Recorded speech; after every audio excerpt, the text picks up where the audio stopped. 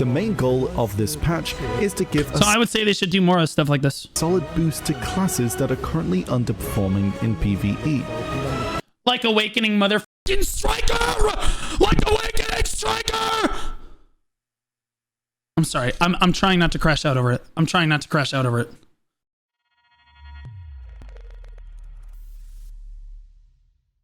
Alright. So I have not been told anything about this dev note. I have deliberately avoided all spoilers for this because I know that people want to hear my reaction, like my raw dog reaction to the dev note in general, as it is. I have my predictions for how I think the dev note needs to go in order to kind of steer the game back in the correct direction. This isn't as... if they don't address it in this video, directly following the video, I'm going to make a state of the game video. I'm immediately going to talk about my thoughts on the state of the game. I'm going to explain what I think the problems are with the game, because like this is a different issue than it was last year. We had a completely different issue where they made a bunch of sudden changes to the game and everybody left at the same time. And like everybody was just furious at the same time. Now we have a completely separate issue, but equally as bad in my opinion. I'm hoping that they address them in this dev talk. A lot of them have to do with the reliance on AFK fishing, so I'm hoping that that is addressed and that there's more of a shift towards active playtime, but we'll see. Either way, I'm expecting big things from the dev note because we're kind of in a bad spot with the game currently. Like the game is not super healthy at the moment in terms of population base. So there's always, to be clear, there's always a lull in like April to like May, right before the ball, and then when the ball happens in June, usually you see like an uptick again, and then there's a decline again. But usually BDO remains relatively steady. Most long-term players know this. It's really good at retention long-term, so it doesn't follow the other MMO arcs where it's like oh my god, expansion, no expansion, expansion, no expansion.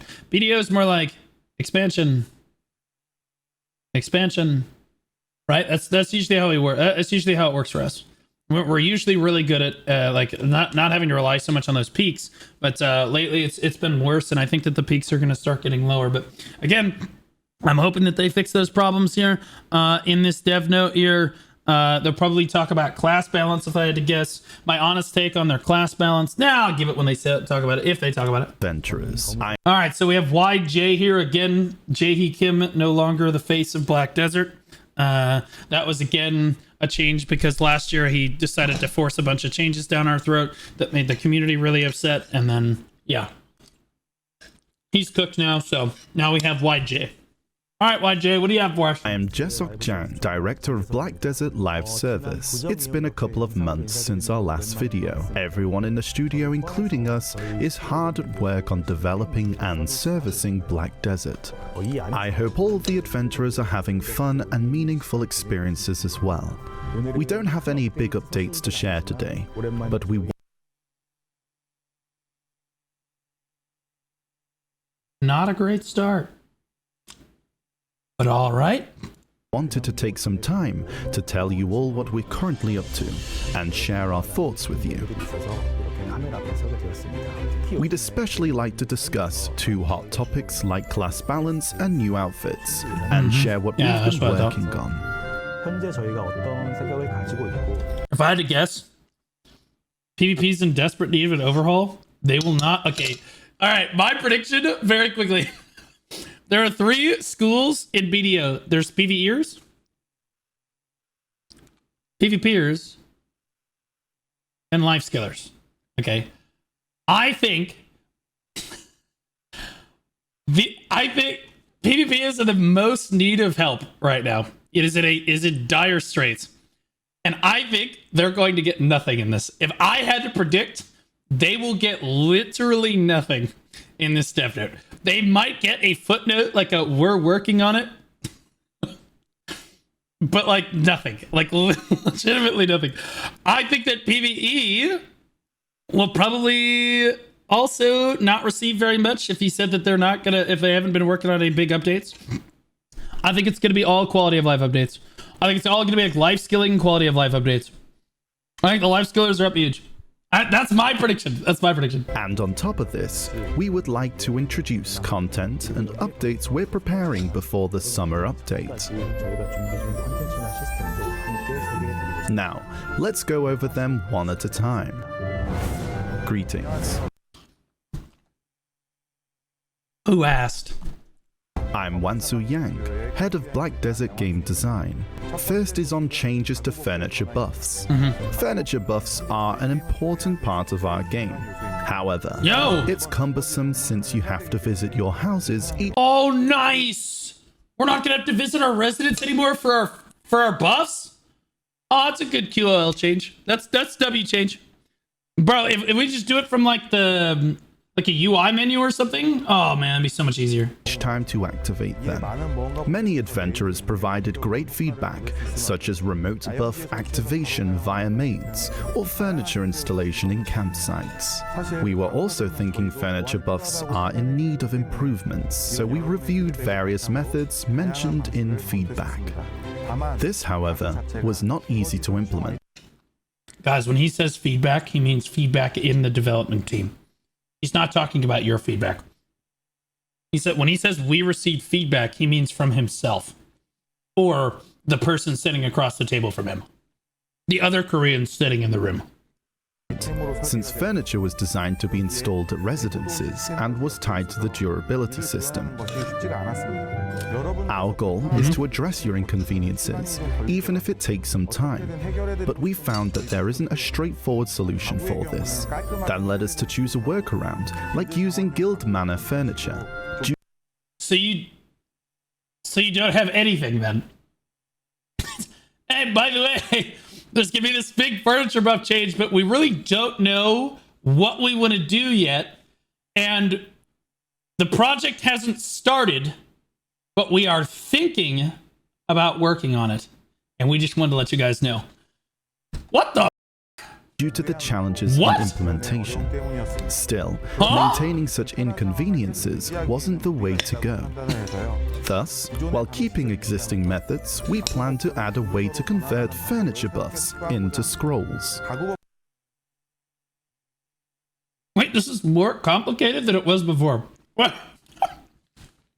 What? Now I need like more scroll, like— Converting furniture buffs into scrolls allows trading and circulation through the central market. However, priority remains on ensuring uses for guild members at manors or personal use. This is like a 1-for-1 exchange. This is literally like, it was inconvenient before, and now it will be equally as inconvenient with just a different system. Okay. Thanks, I guess. That's not what we wanted, bro. We want to be able to, like, okay, as a player, we want to be able to pop food buff. And to be clear, this is like such a small issue of the much larger problem. And that is the checklist before you start grinding, right? The reason furniture buffs are an issue is because you ride all the way out to your grind zone after checking off everything else on your 37 checklist of things that you have to do before you start grinding. You get to your goddamn grind zone and you're like, you popped your tent buff, your loot scroll, outstones turned on, your pets are fed, you've got your crystals on, your skill preset. Oh, okay, yeah, we got our skill preset running. Okay, loot scrolls on. Okay, we got our other loot buffs. Wait, there's GM buffs on BA10. We gotta grab those real quick, and then you start grinding only to turn around and immediately realize you forgot your tent buff. Congratulations, you're going all the way back to Heidel again. That's really frustrating. So like the core issue here is not necessarily that furniture buffs are necessarily inconvenient, it's that they're a part of a huge laundry list of things that adventurers have to do that feel like chores before they actually get to the content that they really want to do. And so like at the core issue here is not like, it's like, okay, they're making it a scroll, but again, this is still like, you're still going to forget it, right? It'll be like, okay, you don't have to run to Heidel anymore, but that doesn't, like, it doesn't fix the issue with all of these buffs and all of these things that you have going on in PvE. The core issue here is that we need to be able to like hit a button and all of this shit is immediately done for us. How many of us have gotten 20 minutes into our hour and you popped a tent buff, you forgot to turn your loot scroll on? How many of us get like 10 minutes into the hour, or you get 50 minutes into your hour, your alchemy stone hasn't been on? God damn it. You get 40 minutes into the hour, Agris wasn't turned on. There's always something, bro. There's always something. Because like you can be the smartest person in the world, you still can't figure this shit out, bro. You know what I mean? Like shit, bro, yesterday I grinded for 4 hours without my belt on. Like I'm not, actually no, it wasn't yesterday. You guys remember giving Raza? I finished my grind and my belt is just not equipped. I'm like, what? It's ridiculous. Now that was extreme, but. So, only stuffed furniture obtained through hunting can be converted. The burden of maintaining personal furniture grew too large when the Golden Pig Cave was added after the Ulukita monster zones, and the guild manor is inaccessible from Atoraxxion. We wish to swiftly provide convenient alternatives to lessen the frustration from this. All furniture crafted via hunting will yield remnants of mystic beasts when processed. So, you can now combine remnants of mystic beasts and exclusive parchment purchasable with silver and a lightstone to craft a scroll that grants. Alright. This is even more complicated than it was before. Before, all you had to do was literally go to the marketplace and buy the furniture you wanted, you put it down in your residence, and then you pop it. Like, and to be clear, it'll still kind of be like that. You'll just buy a scroll off the market, but now hunters have to learn yet another system.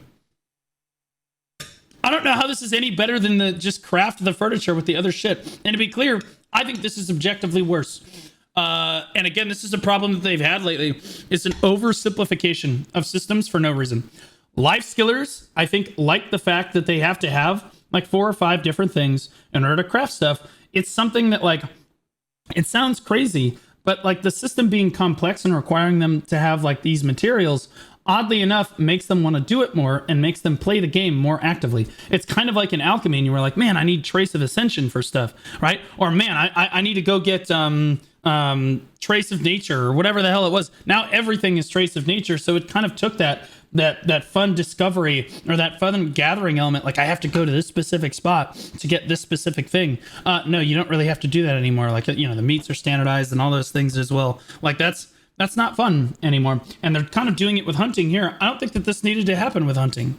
I don't think that hunters were really all this concerned about this. This just makes it like the best thing that this gives is the fact that lightstones will be slightly more used than they were before, instead of just sitting at min on the marketplace.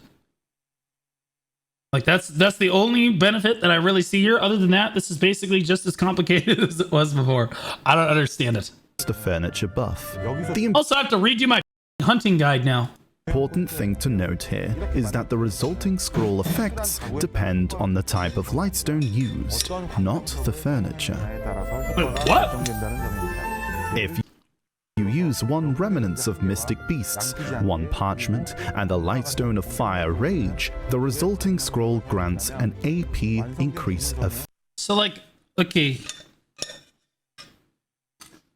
Let me get this straight. My mac and cheese is done now. You don't have to listen to me eat anymore. Okay. Let me get this straight. So the thing that we like about furniture, here's the cool thing about BDO, okay, is that although this is kind of complicated, when I walk into my residence, do you see all these different kind of furniture buffs that you can have, right? And you could put hundreds of different types of furniture. I feel like Ace Ventura right now. Come to me, my jungle friends. Okay, all right, anyway. You can have a bunch of different types of furniture in your residence and pick and choose which buff is right for that moment, right? Whether it be accuracy, whether it be AP, DR, evasion, like 1 hour, 3 hour, 2 hours, etc. Like all of that stuff is like super important. I think that adventurers actually like the fact that that kind of diversity there. This kind of a system that he's proposing here is basically doing away with all of that diversity. Furthermore, when you're hunting, I actually think that a very important part of like the RP aspect of hunting is that you're going to go out and kill a big beast, right? And you're going to mount it on your wall. It's like this super cool trophy, right? And that trophy gives you a buff. The way he's explaining this means that you're gonna get this green shit from basically everything you hunt anyway. So it doesn't matter where you're hunting anymore. It's all gonna give you the same buff regardless.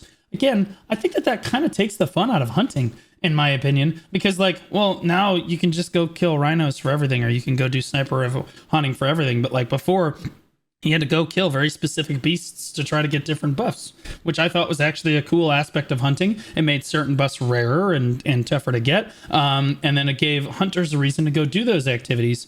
Now there's certain content in the game that just won't ever get done again because people don't need to gather that resource anymore, and it's more efficient to do it somewhere else. It's not fun. I don't know. This is how this description is playing out in my head. This is an oversimplification of a system that did not need to be simplified and that life skillers didn't ask for. Straight up. If Lightstone of Earth Waves is used, the resulting scroll will have evasion increase effect instead of AP increase. In short, you can use various Lightstones to create tailored buff scrolls. Yeah, but see, you used to have to kill specific monsters to get tailored buffs, and that was way cooler. This isn't even more convenient. This is just like the same system, but worse. This didn't even make it easier to do. This system was designed to bring more meaning to those who enjoy hunting. No, what? Currently, demand is centered Bro, they don't understand anything about these people. around furniture with AP increase, relatively decreasing the like, it shows you how out of touch they are. Like, I mean, life skillers can correct me if I'm wrong, but don't you like killing different kinds of monsters? That's what I liked about hunting. That's why I like hunting so much, whether it be hunting the lions or the rhinos or the elk, right, or the deer or whatever. Like that was cool. Like the bears and stuff. Like that was the cool part of hunting. Like now it just doesn't matter. Just kill whatever. Like no, dude. Like killed it. Like value of other furniture. Hence, we've made it so that all furniture made from hunting will yield remnants of mystic beasts. Dude. Bro, I liked my furniture. I don't know who the asked for this. I'm gonna be honest with you. I liked walking into my residence and literally cosplaying Gaston. I use antlers in all of my decorating. You know what I mean? Like, I liked having all of these animals hanging on my wall. Like I'm some kind of Republican with guns. You know what I mean? I'm like RPing. Like... as raw materials, and we've balanced the value of these furniture by varying the scroll effects based on the type of lightstone used. And we told you that the parchment required can be purchased with silver. This can be substituted with yellow grade supreme hide, which you can also get from hunting. You just get that all the time anyway. So, those of you who like to hunt will be able to save some of the cost. I'll be honest with you, that's just a L change. I'm sorry, guys, I'm trying to approach this with an open mind. That's an L change. I straight up, like, as somebody that hunts and that made a hunting guide, I'm curious what Byrog's thoughts on it are. Honestly, let's be honest, Byrog doesn't give a shit. He's going to play BDO until he dies. But, like, I'm curious what the other hunter's opinion on it is, but I actually think that this is kind of an L. Like, took a while because like I wanted to give you examples of crafting the scrolls. So let me summarize what was said thus far. First, stuffed... like, it's not really going to affect very much. I don't think that hunters are going to stop hunting necessarily. They're just going to stop hunting in as many diverse places now. Right? And again, I think that that's bad. I think that the reason that people love BDO is the fact that you can go out and do anything, and anything is gatherable, and it'll give you a unique resource that you need for some crazy recipe or whatever. We're losing that sense of adventure. We're losing that sense of discovery with updates like this. And so these updates might not seem like crazy bad on the surface, and they won't have an immediate impact on the hunters. But I think that over time, it causes people to kind of lose interest with why they love the game in the first place, in my opinion. Furniture made from hunting can be used. Hunters only hunted in specific places anyway. What? No. Hunters hunted in all kinds of places. You would go to rhinos for rhino hide and like getting the best EXP in the game. The shadow lions were specifically good because again, they gave you way more money. They also gave you meat that was way more useful than rhino meat as well. You would go sniper rifle hunting, is really cool for like a number of different reasons. It was really, really good money. People would also go prize hunting, or they would ride around and kill like various other things, like go kill griffins and stuff. Like there's a number of things that hunters like to do in the game. I wouldn't trivialize all hunters did the same thing. Not everybody min-maxes their gameplay. In fact, most players don't. Most players don't min-max their gameplay, and again, I'm trying to look out for those players here. To craft buff scrolls. Second, those who have been enjoying hunting. That's still the same though, right? No, because you're gonna get that essence now instead. You're gonna get the essence now instead of like crafting like the furniture outright. You're gonna get that green essence shit. You'll make it into a scroll, is my understand. Like this, the way he's explained this stuff. God damn it, where's the there? So this stuff, this drops from the hunting mob, right? Like that drops from the hunting mob proper, like pretty much any mob in the game. You combine that with parchment, and then depending on what buff you want in your residence, you would make you would combine it with whatever lightstone is associated with whatever buff that you want. That's like the scroll. So they're separating the furniture itself from the buff. So the furniture should theoretically still sit in your residence, right? But there won't be a reason anymore. It's now only RP purposes. Right? Is that correct? Like this now the scrolls sit like if these are the scrolls. Now the scrolls are the buff, and then these are the furniture. I understand you melt furniture to get remnants. Oh, so no, this is not how. So you're literally melting the furniture to get the remnants to make the scrolls. Well, wait, how do you get the... Well, they're not getting rid of furniture altogether, though. That's not what's that. There's no shot.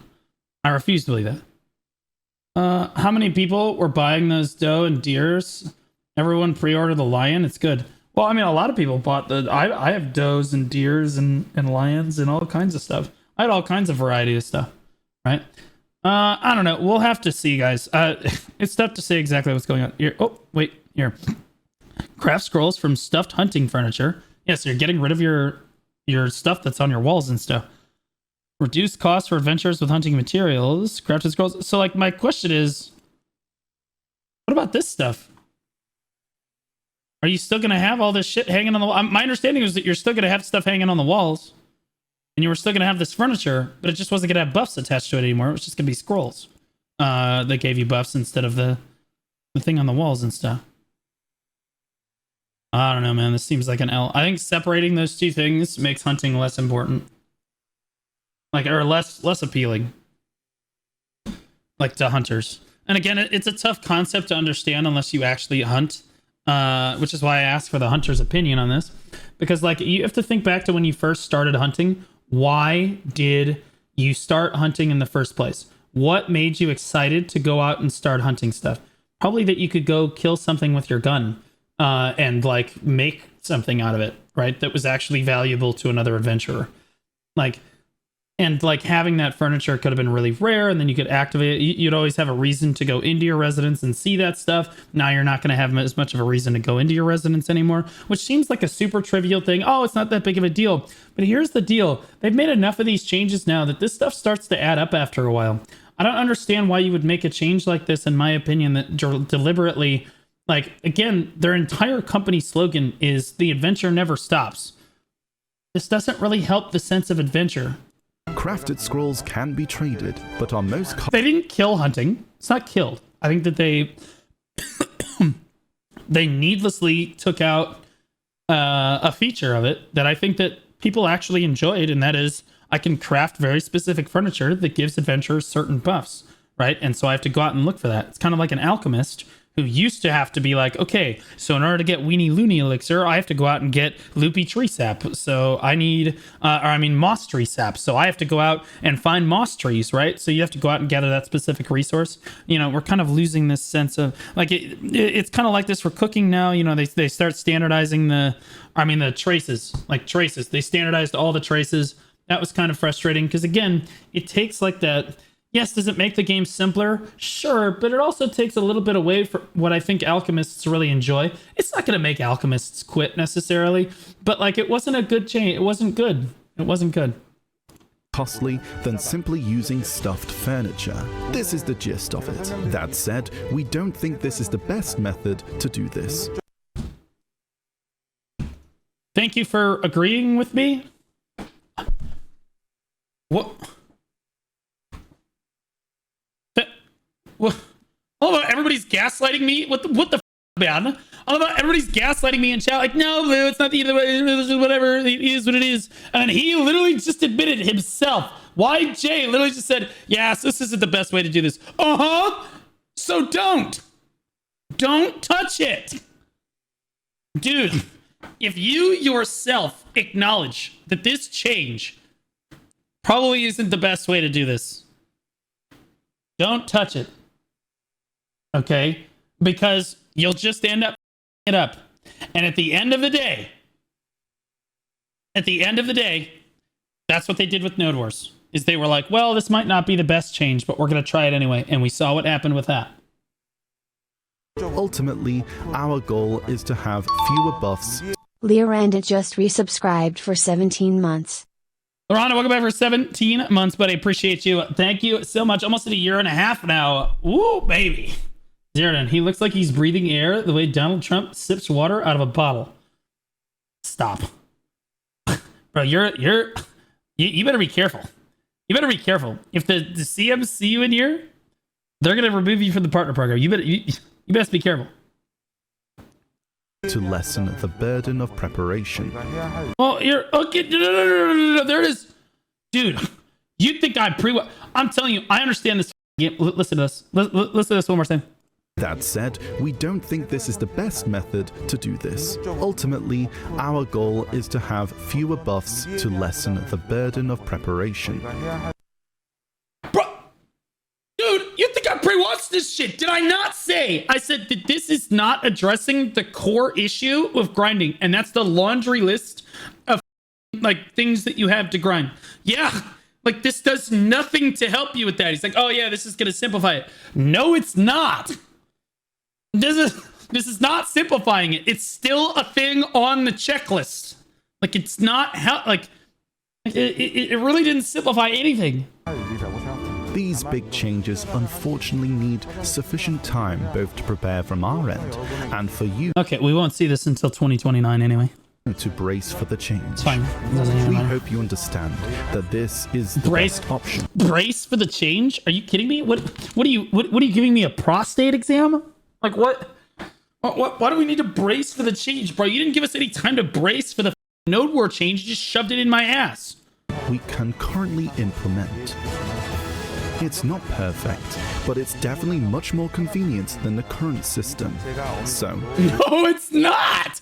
We hope this is a meaningful change. It is mildly more convenient. It is mildly more convenient. Because now when I forget my furniture buff, I will open my inventory and pop the scroll. Mildly more convenient. We plan to implement this on May 28th, so we hope you look forward to it. We'll keep discussing on how to lessen the burden of buffs and give you more freedom of choice. Is anyone getting tired of them saying that? LP_dispenser just resubscribed for 14 months. 07. They've been saying that for the last like 2.5 years. Oh, we're working on ways to make it more convenient. We're working on ways to make it easier, like less of a checklist before you grind. With that, 0 changes, nothing. We haven't got anything on it. Every time it's like we're working on changes. 2 years. How many Rage Light Stones do you have? I have no idea. Wait, is that Rage one of the rarer? Wait. Oh, that's great. MUCI0001 just resubscribed for 7 months. Great. Oh, good. Oh, nice. Sick. So Nice. So much fun. First of all, you guys are apes. Okay, you're all absolute. Number one, this is not coming until 2029. What are you prepping for the? What are you prepping for the apocalypse? Like what are you doing? He literally said it. Guys, we're not even getting a finished system. By his own admittance, it's not a good system. He literally said, yeah, this isn't very good, but, you know, we're working on it. Okay, that means that we might not even get this. And all of you just would thank you. Thank you. Just went and bought all of the min price rages that had been sitting on the market for the last, 2 years. Thank you, guys, for being absolute. Anyways... We've got more news that he said May 28th of this year. Did you not hear? Okay, where did he say May? Okay, so he said May 28th update. Okay, and YJ has never been wrong about anything. God, I think the chat knows. Number one, we always get things at exactly the same time as Korea. For sure. 100%. And number two, we always get things on time. Stuff is never delayed, right, guys? Stuff's never delayed. I've been playing this game a long time. Stuff's never been delayed ever. I've never seen things ever get delayed for any reason. No. Also, yeah, there's no year. So, yeah, it just says May 28th. There's no comma. There's no year. Be careful what you wish for. So, we hope you look forward to it. We'll keep discussing on how to lessen the burden of... Friendly reminder that Korea got Atoraxxion. I think it was... Korea got Atoraxxion 10 months before we did in the West. Oh, yeah. Buffs. And give... Now, they've been better about releasing stuff on, globally at the same time. But they've also just delayed stuff too.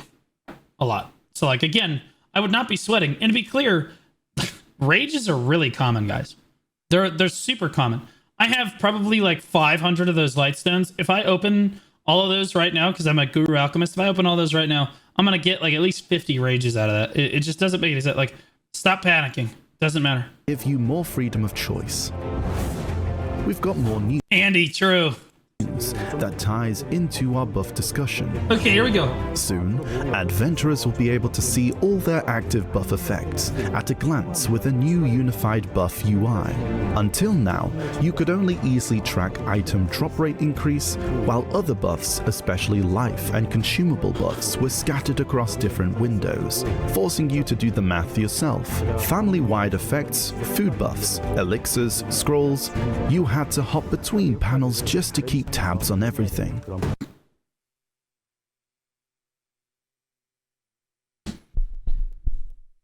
So last night I did the patch note rundown and I got a DM from one of my viewers that was like, hey man, you did the math on the striker buffs wrong.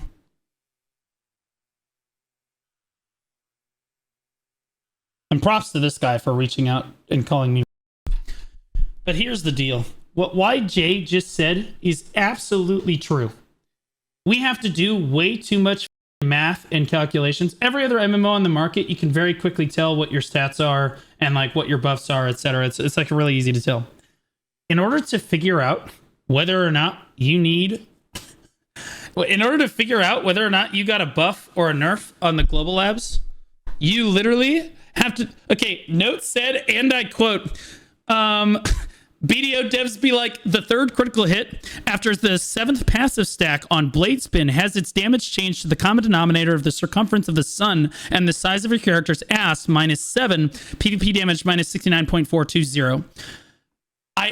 Literally, why the do we have to legitimately do an algebraic formula to figure out whether or not our class got buffed or nerfed?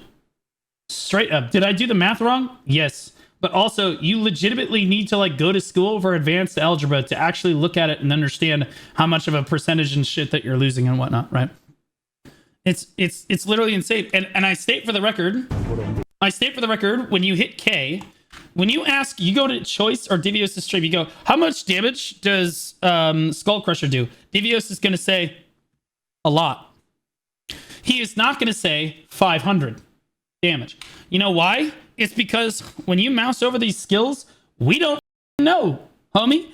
We don't know. Look at this shit. The attack damage. What is 30%, 3,630% times 2, 100% critical hit rate, 22.5% accuracy, max 10 targets. Okay, well, that one's honestly relatively... Oh, 54, 25 times 2, max 10 targets. Well, wait. What? Well, wait. What the f does that mean? Well, what? Wait. On attack 1 damage, 972.5 times 2, attack 2 and 3, 1459 times 2, critical hit rate 60, max 10 targets. Well, wait. What am I? Huh? Like, no one knows what the is going on. Okay? They deliberately keep us in the dark on these things because if they didn't, we would be able to realize very, very quickly that there are bugs in the game and that our characters aren't doing the damage that they're supposed to, and then they'd actually have to work. In my opinion, that's like the low key math yourself. So instead, that they're finally addressing it for buffs. Buffs are the same thing. You have to remember like 150 different buffs, and then I'll be honest with you, I wasn't really adding them up. The way that I would tell whether or not I had all my buffs running was I would legitimately go to Monster Zone info, and then I would type in like the name of the Monster Zone, and then I would just do this and be like, okay, yeah, everything's equipped. And if it wasn't, I'd be like, oh shit, I'm missing something. Shlain right? just resubscribed that's for how 2 I do months. it. Family-wide effects, food buffs, elixirs, scrolls. You had to Only reason I brought that up is because of what happened last night with the Bastion Runner. hop between panels just to keep tabs on everything. But now, as you can see on the screen, the upcoming unified UI will group every buff by category. What? How does this look more complicated than the previous system? No, don't. Just leave me with the other shit. What? No, I don't want this. It's fine. So you can manage them on the fly and use them at the perfect moment, giving you a smoother and more flexible. Well, thank God they translated it to English so that we understood what the was happening on our screen. I think is there, bro, all they had to do, okay, like straight up, this is like the lowest effort. Here, hold on. Actual morons. What are we doing, guys? Like,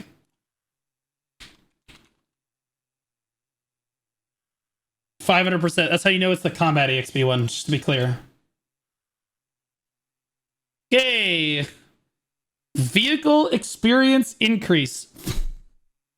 Never mind. I don't. Increased combat experience gain. So yeah, and then this is the increased light EXP gain. So like, you can tell, I guess. I don't know. I have no idea how you're supposed to be able to pop these buffs. I don't understand what he's trying to tell me right now. I think this is just like a new buff UI, and I'll be honest. Yeah, so this is in your P menu, right? This is in your P menu, and there's a buff UI on the right, and I guess that you can activate certain buffs just from the menu. I guess I don't like gameplay experience. The next topic is in a similar context. It's about how attack and defense points are. Okay, I'm gonna move myself so that you guys can see the different. Like, I'm gonna move up here. Okay. Our topic is in a similar context. It's about how attack and defense points are shown. At the moment, most combat specs only displays gear AP and DP in the equipment window. This simple system worked when the game first launched. Yeah. But now, with more complex content, like Node Wars and Conquest War, that require certain setups, and the growing importance of detailed stats for monster zones, things have changed. When all sorts of effects are applied, the gap between displayed and actual stats is becoming more noticeable. Sure, you can get more detailed info from the My Stats in the equipment window, but since most game stats rely on displayed AP and DP, it's not exactly easy to check everything. As you can see, you'll be able to toggle your equipment window display between. And they said I would never hit 1800 gear score. Actual trash. See, I told you, from now on, I'm displaying stupid gear score. I'm literally gonna buff myself out of my mind. Every single buff I can get in the game, I'm gonna pop a pure black, like every single pure black stone. I'm gonna be like Thanos with the infinity stones. I'm gonna pop all of them at the same time, and then I'm gonna take the screenshot of my gear stats window, and then when people do exclamation point gear, I will out gear check everyone. Straight up 1800 gear score. Suck my nuts. Gear scores and total stats.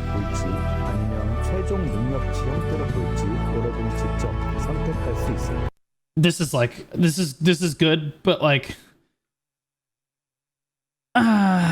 this is good, I guess. I guess this is good. The bigger problem, like, because again, it doesn't address the bigger issue, and that's this right here. This all needs to go away. If you were getting that instead of this to make it simplified, that would be fine. But instead, you have like melee, like all of these different types of like stats and everything, like boiling down your gear. I don't know, man. This is a good change. This is fine. I don't mind this. The total stats view will automatically include your gear AP DP plus all active. This is good, you know. Buffs like, okay, sure. You can also directly select and apply extra AP against monsters and extra. Homie's 2200 gear score is crazy, bro. No, wait, no. I'm sorry. I forgot. I didn't even think about the DP. Honestly, Rangers are looking at this, foaming at the mouth. Finally, more AP than DP. Perfectly balanced, as all things should be. You know what I mean? 2700 gear score. Damage to races. There are 3 types of extra damage to races, which good. requires manual calculation, but this hassle will be resolved with the update. The updated stat info display isn't just for the equipment window. It will sync to the AP-DP readout in the top left corner of your screen and the Monster Zone info UI. There's an AP-DP readout in the top left of my screen? Oh shit. Wait. Why do people keep like asking me for my gear then? Are you guys or what? Like why does everybody want to like get it? It's fair. You watch streamers that you relate to. Compare the required stats for each monster zone with your total stats, making it easier to prepare for the combat.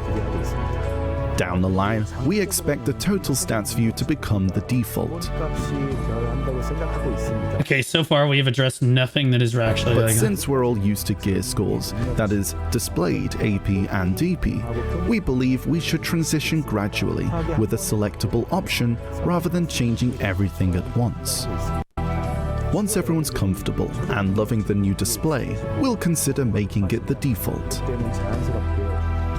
the default. Okay. We think this change will be beneficial for seasoned adventurers in terms of convenience.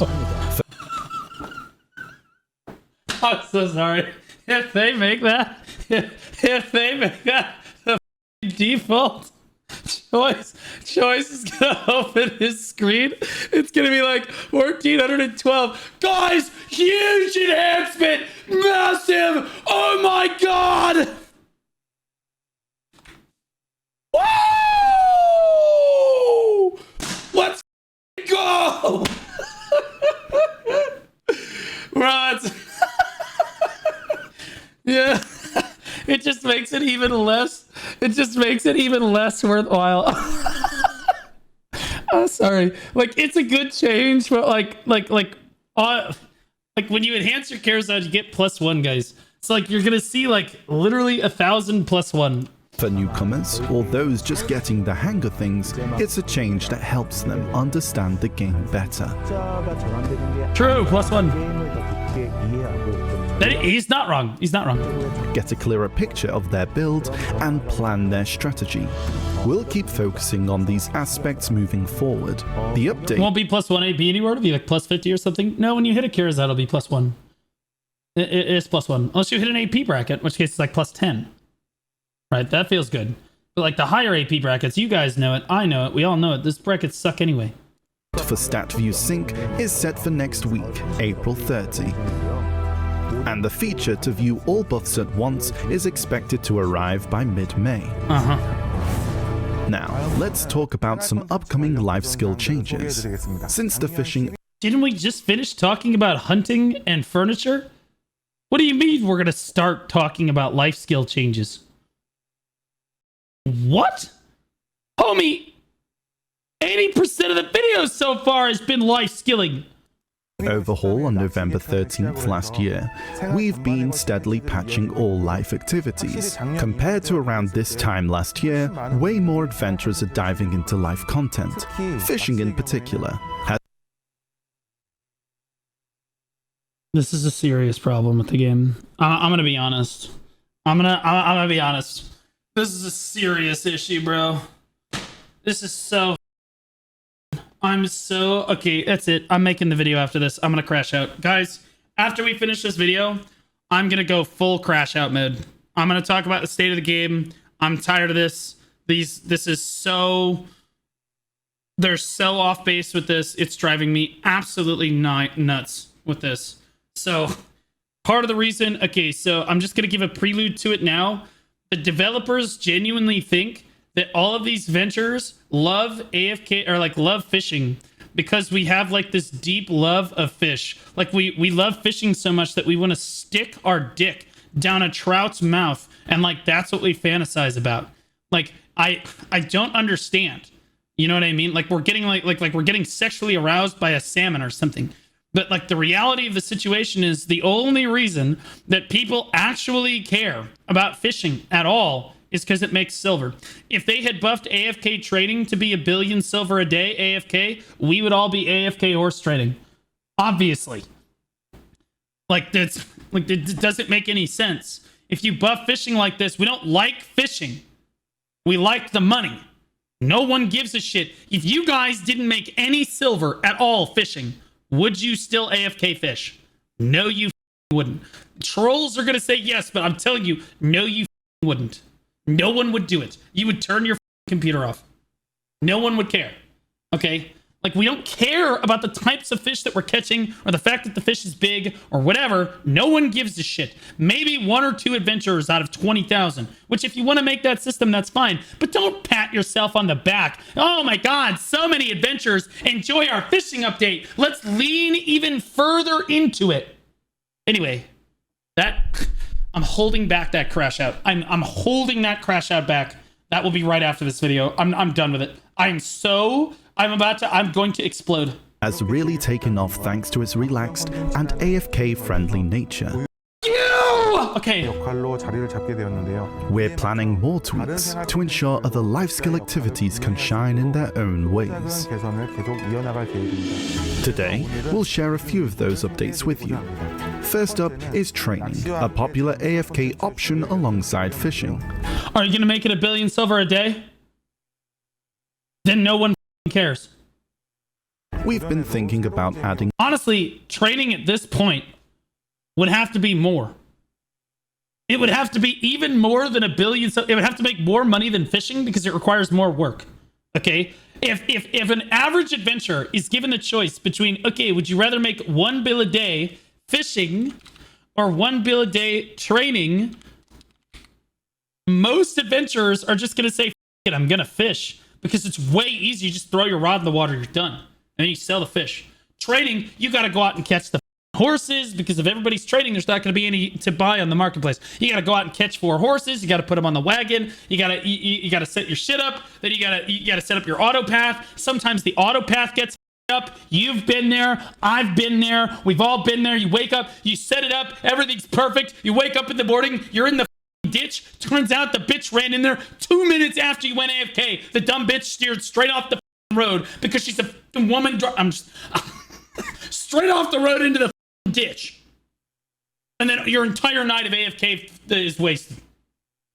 Your entire night is wasted. Ridiculous. Fishing, you don't have this problem. You just throw the rod in the water and you're done. fresh features to training and ways to boost your earnings. Right now, when you capture a wild horse, there's only a very small chance it will be tier 7 instead of... You didn't say it was because it's a woman driver? In fairness, I was talking about women in game, guys.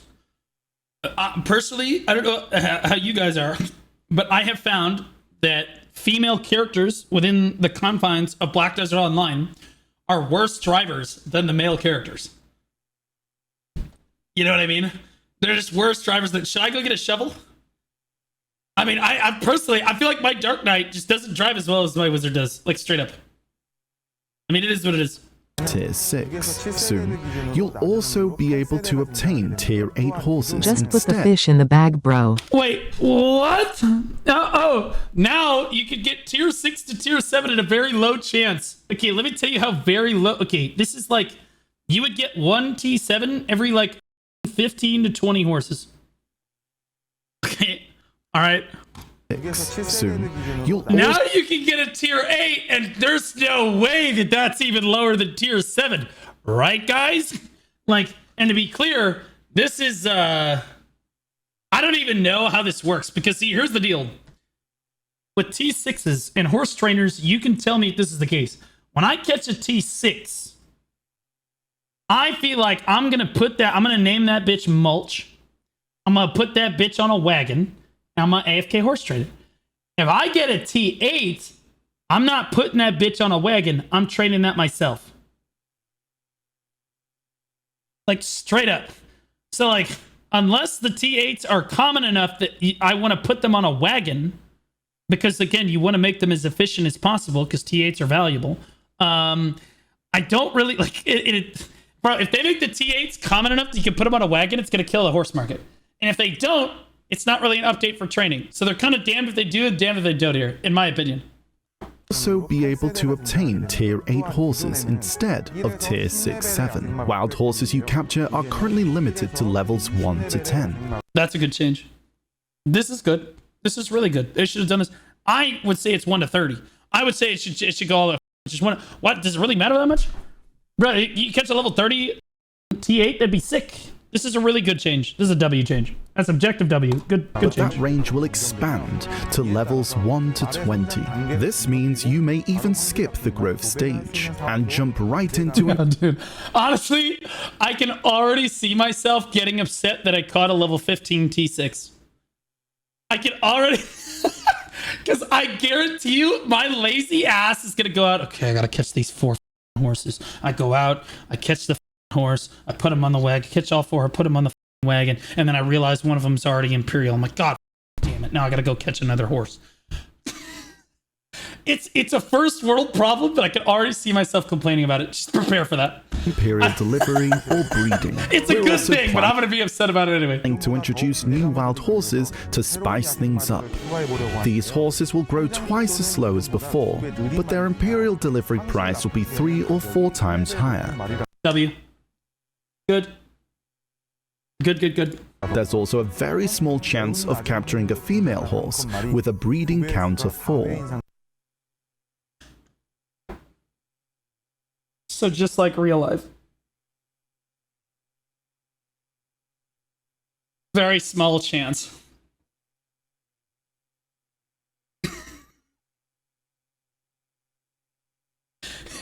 This is a wild photo. I mean, honestly, that's a wild statement. If you take the picture away from this and you just clip him out of context, and I honestly kind of make like a parody video of him, like it's all the same shit. It's just showing like actual people in real life. It's like you have a chance when you go out to a bar at night that like a very low chance that one of them is actually going to be a woman. You know what I mean? But if you do find a woman, they can only breed 4 times, so be careful.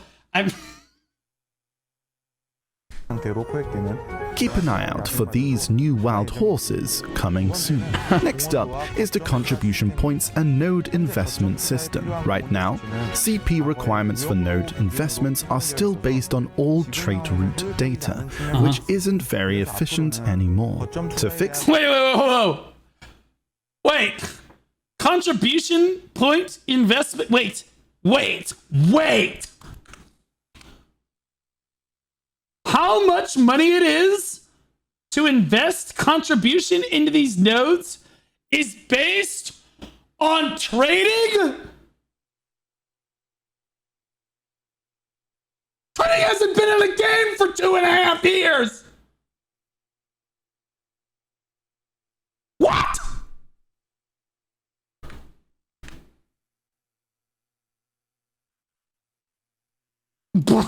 What a joke. What a joke. Anyways, Jason is going to fix it. Why Jason is going to... We'll be lowering contribution point costs across the board. Major nodes like gateways.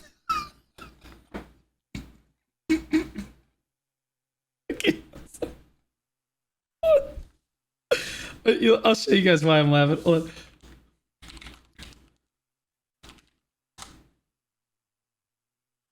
on. What's going on, guys? Bayard County. This is going to be Omni County.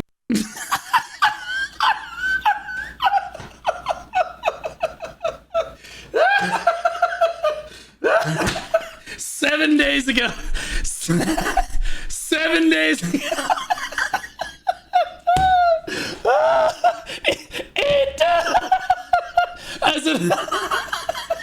I'm sorry. As another... oh God. As another content creator, I'm sorry, my side hurts. Because I have to read you my guides all the time. Yo, Fancy. First time? Oh my God, I'm crying. Oh, he just came out with it, dude. He literally just did it. Oh man, you legit cannot make this shit up. Oh man, I mean, this is a good thing though. This is a good thing. I'll redo my Worker Empire guide when they change it. This is a good thing. This will still demand a bit more CP. Oh God. But general nodes will see a big drop in their requirements. This means fewer points are needed for the node itself, oh my but God, you'll need points for investing in production nodes within. For housing, the required contribution points will be capped at 5 points, no matter what. Good. Cities such as Grana, which previously required up to 8 points for a house, will now be adjusted to 5 points or less. Thank God, dude. I don't know about you guys. I have the really expensive Grana housing. It's right next to the storage. It's giga. I know that all my other cooking homies in the chat do this too. It's right next to the storage. It's the closest house to the storage. So like, I also have a storage container in the residence, but like sometimes you have to go to like the main storage or whatever. That's 8 CP, man. Look at that. What the Harley Quinn just resubscribed for 9 months. Tie for entertainment. These are my homies with the Grana. What is that? 1-1 or whatever the residence is that? Yeah, it's Grana 1. Yeah, that shit's the shit. Oh my guys, we're not even halfway through this video yet. Man, we're on a ride. By lowering the overall CP requirements, we aim to give adventurers more flexibility in how they allocate their points. We'll also be introducing new production nodes to areas which previously didn't have any, such as Ulakita. This means you'll have more sources for hard-to-find material. Yeah, so Pansy's guide is immediately out. He put out that guide. He spent so much time working on it, writing the script, editing it, meticulously organizing his Worker Empire, like all of that stuff, only to have him change it like 2 weeks later. Nice, redo it again. I'll just redo this. I'll do mine. Branch. This is good, by the way. These are all good changes. These are really good. These are good. Additionally, we're planning to add worker lodging in Musgar. Regarding the maximum amount of contribution points, we've been giving a lot of thought to it. There's a lot to take into account. I agree. There is a lot to take into account. How much money would we like to make? We're adding worker lodging in Musgar. Gee, why would you do that? Guys, just so you know, on the same update, Pearl Shop lodging has been added to the Pearl Shop for Musgar. Please buy those for $10 a piece. Thank you. But we'll provide updates as soon as we finalize our plans. Next up, we'll cover Ocean Content Editions. It's a feature announced during the last Calfian Ball. We're adding an auto-fishing feature for Carracks. A new fishing slot will be added to the Manage Sailors UI. Well, wait. Whoa, isn't this already a part of the boat? So, are you going to have to sacrifice one of your sailors to put the auto fishing sailor on there? No?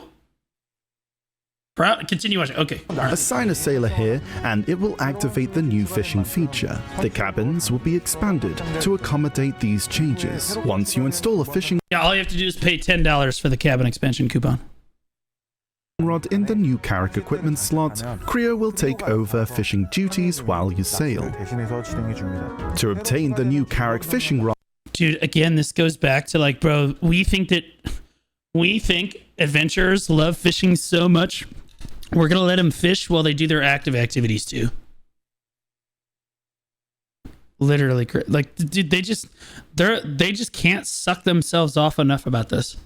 complete the suggested quest, Otter Barterer. I mean, this is fine, I guess. Assuming they implement this correctly and it doesn't interrupt how people have their sailors set up already, it should be just fine.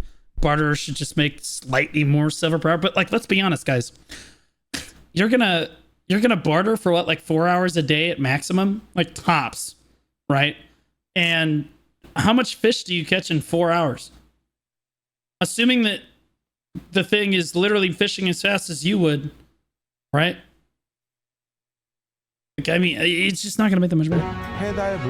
Which I will mean, it's a fine change. It's okay. It's not a bad change, I guess. let you accept. Assuming it does not interrupt how sailors are already setting up their boat, it's fine. If there's one thing I know about sailors and like people on the ocean, myself included, we're very meticulous about how we like our sailors set up on our A boats. simple quest from Creo in Velia regarding the fishing rod. Complete this quest, and you'll be able to exchange Crow coins via Creo for the new rod. We made sure to make this fishing rod easily acquirable, especially for seafaring veterans. For a deeper dive into this fishing while sailing feature, it won't be affected by your fishing mastery, and the prize fish capture rate is fixed at 1%. Wait, 1%? That high? Any fish hauled up by Creo will go straight into your character's inventory. Any fish Oh god. tanks in your inventory will take precedence as Okay, thank before. God. I was like, Note please. that fishing will stop when your carrack is stationary. Why? What is he on, union break? Keep fishing, slave! Did I tell you you could stop? Next up, alchemy. We're planning significant changes in the long term, but for now, we're addressing what we can in the meantime. First, we'll adjust the weights of elixirs. Green grade elixirs currently weigh 0.5 LT, and Who the uses green grade elixirs? If you're broke, why just say so? blue grades 0.7 LT. Compared to food items, they're much heavier, often causing alchemy life skillers to become overburdened. All elixirs I think that BDO should be like real life. Just don't care about the poor people. will be standardized to 0.2 LT, This is good. This is a good change. This is a good change. greatly alleviating weight burden when crafting And I say that as a poor person in BDO. and storing them. For crafting Imperial Alchemy boxes, we felt the costs of ingredients outweighed overall profit. So, we'll Oh, sorry. Why, Jay? Say that one more time. Say that one more time. Hold on. Hold on. for crafting Imperial Alchemy boxes, we felt the costs of ingredients outweighed overall profit.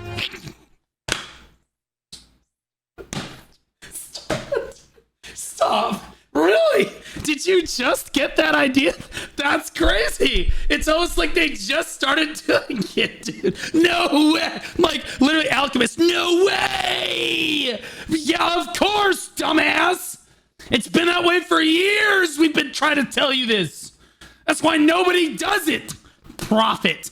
You don't get profit from Imperial Alchemy. You're like, hey, I kind of feel like losing silver today. So you take all of your elixirs, you box them up, and then you sell them to a vendor for objectively less money.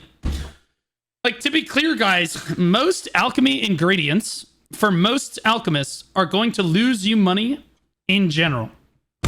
Like if you add up the cost of the ingredients, like the 4 ingredients, before you put them together, that amount of money will be more valuable than you putting it together and then selling the elixir on the marketplace. Okay? That's just how alchemy is. It's even more this way. It's been this way for Imperial alchemy for as long as I've known. No one ever does Imperial alchemy for this reason. Like, bro, the mats are really hard to get for alchemy. You need the elixirs. They're extremely valuable. The Imperial alchemy is not near... Plus, okay, the different... People always put cooking and alchemy together. And this is a problem. Oh, wait. There we go. They always put cooking and alchemy together like they're somehow equals. I don't know. One's above the other. It's going to bother me. They're not equal. Cooking, you can do a lot more of cooking because the materials for cooking are much more readily available, whether it be grilled bird meat or like Medea meals, Balanos meals. You can just gather meat and basically make that shit infinitely for the most part. Alchemy is not this way. The alchemy materials are much, much harder to get. And even if you gather for them infinitely, there's some things in alchemy that you'll just run out of at the end of the day. So because alchemy resources are much more precious, it's much harder to level up your alchemy. And so when you do make these recipes, you're gonna lose money. Everybody knows when you lose money leveling up your alchemy. It is what it is. You'll make money cooking, but you'll lose money doing alchemy in a lot of cases. And again, why would you lose even more money by doing the Imperial system? If you look at the cooking here, look at cooking. Guru 72, highest cooker. Highest alchemist is Guru 51, which I'm going to tell you right now is an ocean of difference. An ocean of difference. The lowest Guru 20 for alchemy. The lowest for cooking is Guru 50. Okay, that should tell you how popular the materials are. They're completely different life skills. And yet they've treated them the same for years. So, we'll reduce the number of elixirs required for the boxes. For example, the Guru's medicine box will need only 6 elixirs instead of 9. So, wait! So now I'm only losing fucking 10 million per box instead of 20? That's still bad. What the That's still not worth... Okay. Like, that's still not worth doing. Like, Higher grade elixirs, the required amount will be reduced from 3 to 2. Dude, what a regularly joke. review and consider future pricing adjustments if needed. Lastly, if needed. hunting content. As mentioned, furniture buffs will be made into scrolls, and will be adjusting the actions when equipping a matchlog for quality of life. This guy's terrible at hunting. What the Anyway, hold on. Wait, whoa, what was that? Lastly, hunting content. As mentioned, furniture buffs will be made into scrolls, and will be adjusting the actions when equipping a matchlog for quality of life improvements. You'll be able to reload while sprinting. You'll also be able to immediately sit while moving by pressing. Imagine having done the slide quest for hunting because you thought it would min-max your ability to reload. Idiots! The rest of us don't give a shit. Q will also increase That's a joke for hunters out there. reload speed after rolling. We hope these adjustments further add to a less You can reload while sprinting. Right now, you have to reload while like you kind of like slowly trot. Basically, there you can reload while sprinting. restrictive and comfortable hunting experience. As for the transport feature in town storage, Biceps ratio to dev nodes was quite all right. Yeah. Mine would be too if Perlibus was paying me and I was in their partner program. The reason people wait for my reaction to the dev note is because I'm raw dog in this shit, bro. I mean, since completing the Magnus quest line allows remote access to all towns, that feature has become largely obsolete. no, I'm not saying that Bicep lied or anything, but I will say that I guarantee you, Bicep pulls his punches on things that like I've seen him do it before on changes he really doesn't like. He's like, that is a questionable change, versus Blue, who's like, what the are they doing? Are they like that's it's different. It's a it's a different kind of reaction to the obsolete. Thus, we're planning to increase the number of trade wagons used for transporting trade goods. For now, there are 5 normal wagons and 1 trade wagon. So we're looking at 4 to 5 more trade wagons. And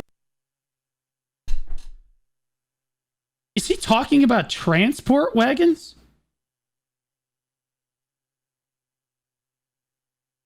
Is that... He is talking about transport wagons, right? Because I could have sworn he keeps calling them trade wagons. I could have sworn he's talking about the... I'm pretty sure you can't even see them anymore. I'm pretty sure you can't even see them anymore if you've done the Magnus. There's no way. There's no way this is what he's talking about. This legitimately useless feature.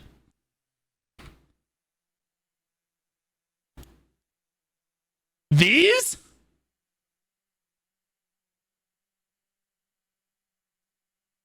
Because, like, that's what I think he's talking about. He's talking about crate wagons. No, I think he's talking about that. Trade wagons numbers used to be increased. Used for transporting trade goods. For now. So yeah, see, 5 plus 1 trade wagon. Yes, that's what he's talking about. Straight up. Look. 5 wagons plus 1 trade wagon. He's talking about this completely useless feature. I guarantee you, some of the adventurers in the chat right now, some of the new players in the chat right now are going, why wouldn't I just use the Magnus? Yep. Yep. So this is this is only for people that don't have the Magnus unlocked. For like the 2 weeks that they don't have the Magnus unlocked, or even like the week that they don't have it unlocked. There are 5 normal wagons and 1 trade wagon. So we're looking at 4 to 5 more trade wagons and reduce. So he's talking about the... You mean to transport... Wait, so he's not even talking about the transport wagons. He's talking about this thing, the trade wagon, which allows you to transport trade goods, if I remember correctly, with like barter goods and like, but trade goods were removed from the game because there's no more trading. So you must be specifically talking about barter goods. Trading buff, let's go. There's still no trading items in the game. So like we're adding more. Why? No one does this. And when I say crates only, okay. How many adventurers in the chat right now actively are making trade crates? There's like 850 people watching right now. How many people actively make trade crates? Who isn't? You guys, okay, all right, okay. So you guys all, no, you guys are so... Okay, you're all trolling. You're all trolling. No, I don't believe anything. I know that at least 4 of you are all trolling. You are all trolling. Note, you literally don't you don't even know how to do trade. If I ask you for your trade level right now, I guarantee you it's below artisan. Guarantee you it's below artisan. Okay, it's not. Shut the fuck up. These are so stupid, bro. I'm artisan. Yeah, okay, guys, for those of you that don't know, you can pack trade crates in cities. I guarantee you people don't actually do this. It's not a thing.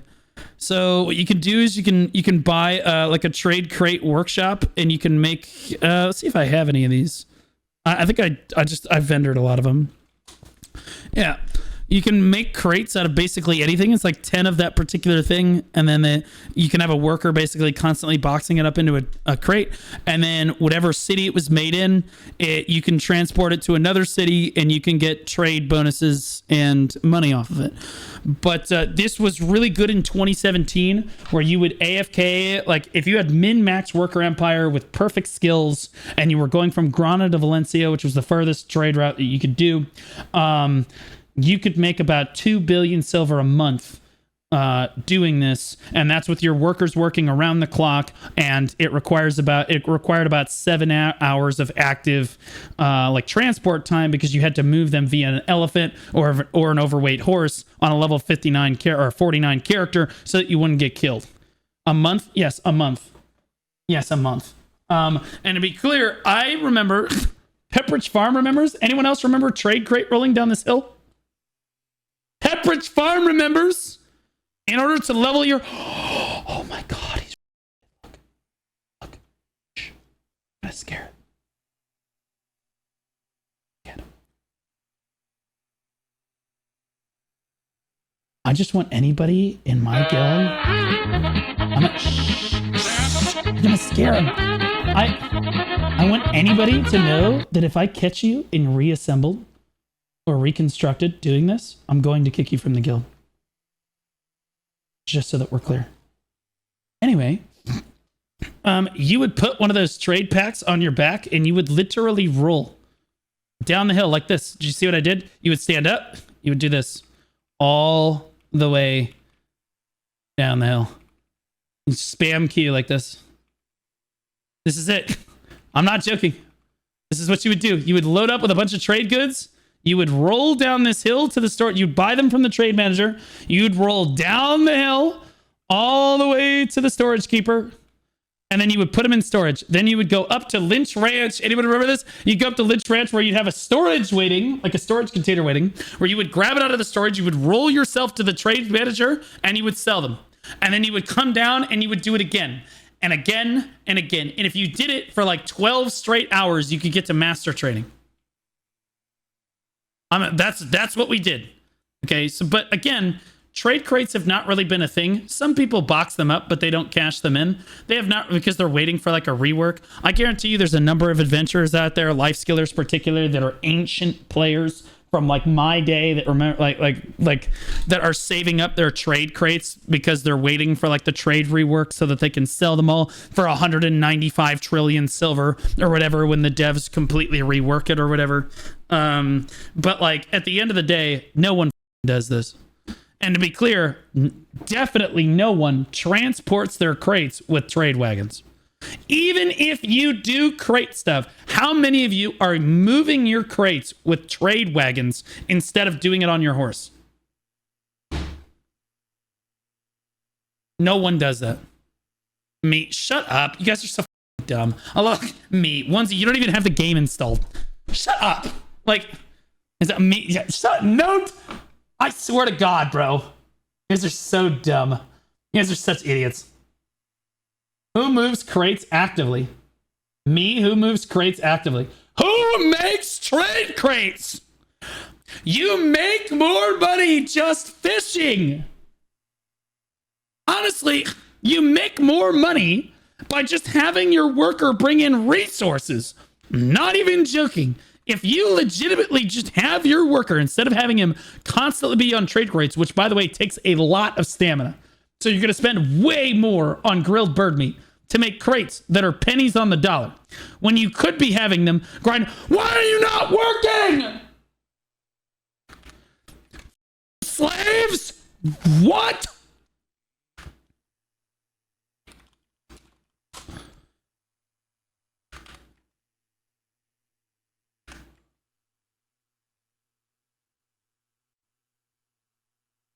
What is happening? What? You're all fed! Get back to work! That's gotta be racist against my workers in game? No, it's not. Gotta say that chat is just on fire today, poggers. Shut the up. Is it because this is too full or something? Like what's happening? Every single one of my workers is supposed to be working.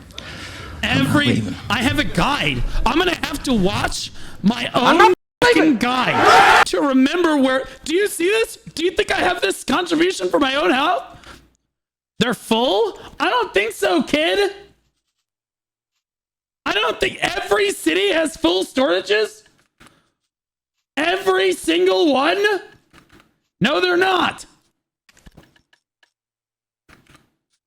I bet maintenance just reset all my workers. I bet maintenance just reset all my workers, bro. Ran out of beer. They're not out of beer. No, seriously. Nice work.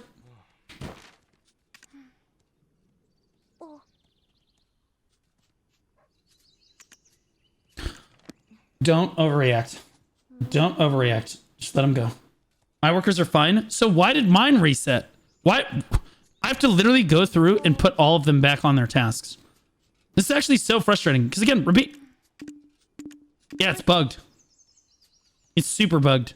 Every single worker is supposed to have a task. I legitimately, these are all supposed to be just working. Resubscribed for 14 months. Did your UI It's time reset for some recently? good hacking Yes, content. actually.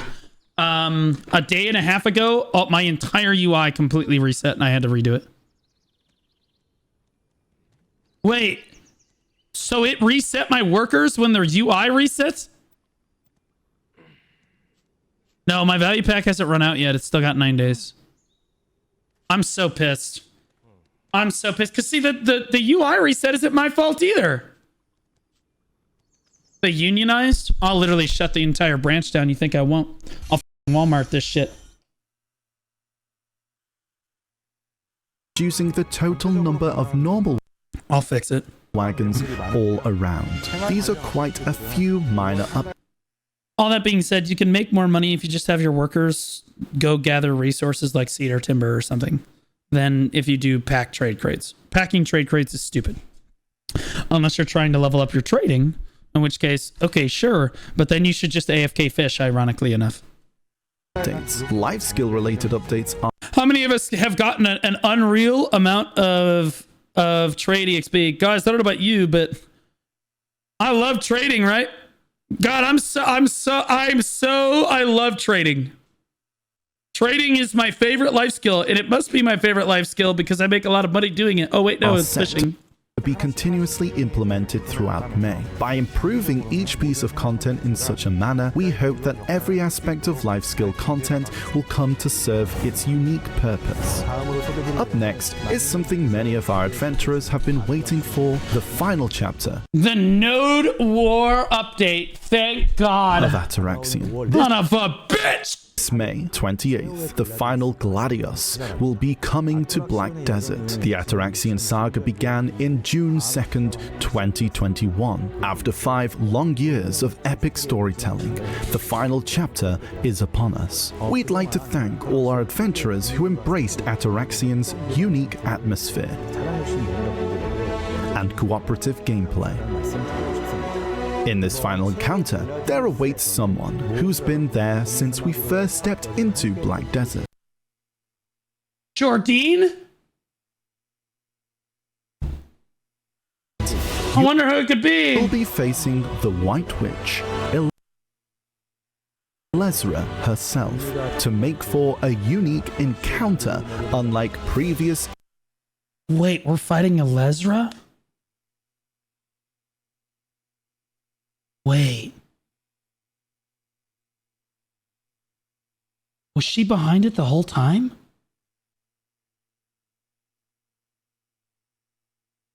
Holy shit. No way. Lazy Atoraxxion Pug just bosses. resubscribed for 5 months.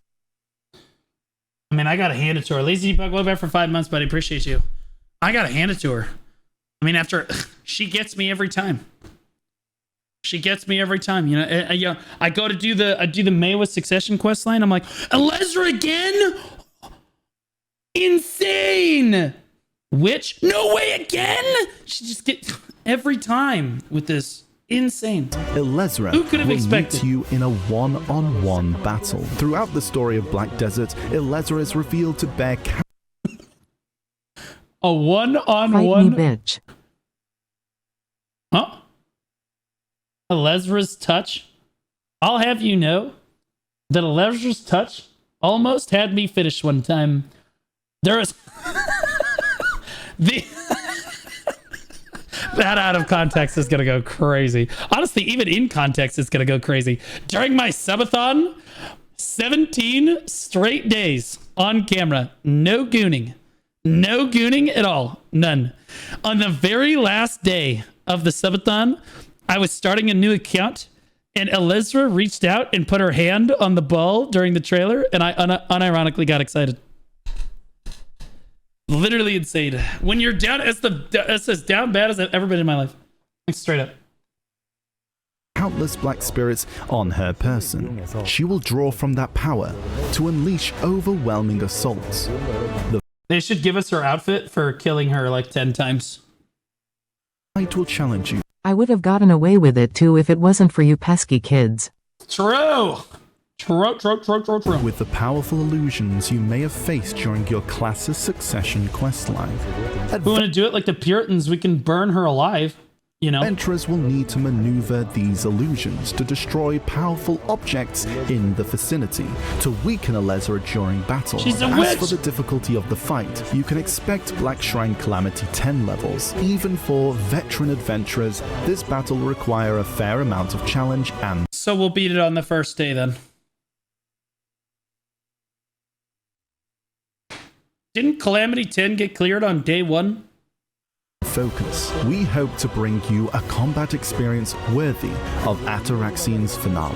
And the message It better be harder than that. Lezra leaves for our adventurers is not a simple farewell, but a link that will continue the main story into Edania, the realm of demons. Through the final Gladios, we hope all adventurers will firsthand what truth Lezra feel and the story she will leave behind. We'd like to express our gratitude once again to the and literally nothing else. adventurers who've journeyed through Atoraxxion. We are working hard at making sure the climactic battle will remain a memorable one to behold. That's it for today's update. Download porn? No, I just take screenshots of my character. Wait, that's it? Wait, what? Adventurers who've journeyed Yeah, okay, so this is just the update on Edania that we've already seen this. through Atoraxxion. We are working hard at making sure the climactic battle will remain a memorable one to behold. That's it for today's update recap. As I mentioned at the start of this video, I'd like to talk about two more things before we wrap up. First up PvP? is the ongoing balance patch.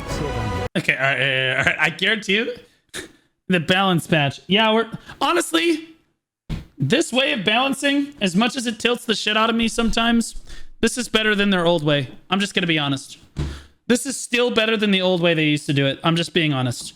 Like, I would rather them just like wildly change shit and then immediately try to adjust it, you know what I mean? And then work on adjusting it for weeks, you know what I mean? Than just change something and no matter what we say or do or kick or scream, no matter how bad the change is, we just have to live with it for the next 2 years. This is way better, in my opinion. It's like, okay, it shakes things up. And again, this is like more like a snow globe approach. Like they're shaking shit up all at the same time, makes the patch. It's been, I'll be honest with you, it's been more interesting for me as a player having to read the patch notes every week. I'm like, all right, what crazy shit are we doing this week? I don't know. It's been okay. The main goal of this patch is to give So I would say they should do more of stuff like this. solid boost to classes that are currently underperforming in PvE. Like Awakening Striker! Like Awakening Striker! I'm sorry. I'm trying not to crash out over it. I'm trying not to crash out over it. Awakening Striker is literally the best class in the game at literally everything. And because it was only above average in PvE, they felt that it was underperforming. Dude, chill. You. I hate the fact that they legitimately think that Striker is still weak at the moment. And I love how the Striker mains are like, we are weak at the moment. Yeah, our PvE is not very good. And we can't kill them quite as fast as the Nova does when she's doing all of her cocaine. And so we should have it because we're more than everyone else, and we already had a disability because our number of chromosomes is different. We were a perfect 47 out of 46 when we were born. You. And to change how they're perceived, making a real difference in how they feel to play. In the past, when it comes to balance patches, we've usually taken a conservative approach. Yeah. That was mostly to avoid unexpected issues. Yeah. Conservatives, liberal approach, baby. Woo! You get government spending. You get a patch update. You get a buff. You get a buff. Everybody gets buffs. And account for differences in adventurer skill levels. So, we've always been cautious when going live with changes. When balance tweaks go wrong, the risks are significant, which is why we've played it safe. But as we kept doing this, even after multiple adjustments, many adventurers still felt like the changes weren't enough.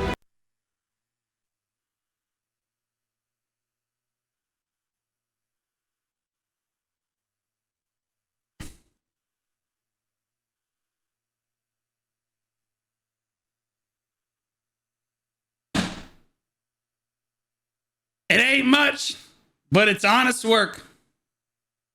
I'm just gonna be honest. Like, it ain't much. It's the truth, bro. Awakening Maywa got a buff, and they're still D tier. Literally crazy. They went from like F to D, still failing, just not as much. To the point where some even Also, yeah, Draconia is still ass. wondered whether anything had changed. This As they show Ranger, no, you did not. No, you did not. still felt like the changes weren't enough. To the point where some even wondered whether anything had changed. Bro, these changes for Ranger mains, holy shit, we're huge. Oh shit, we're still shit. It's been kind of a roller coaster, bro. The Ranger mains have been all over the place, man. This time, unlike before, we took a bolder approach to Good. make sure the changes really stood out. Hey, good, they We should. clearly That's good. buffed weaker classes and toned down overpowered ones Awakening. I'm not gonna say it again. I'm not gonna say it again. to balance everything across the board, narrowing the gap between them. So you nerfed Awakening Dark Knight? We're down with Maywas now. Suck DK's like, oh shit, we can grind now. At the start of this patch cycle, we described it as a seismic shift to show just how big the changes would be. However, even though we run tons of tests and review a lot of data, players often perform way better than expected.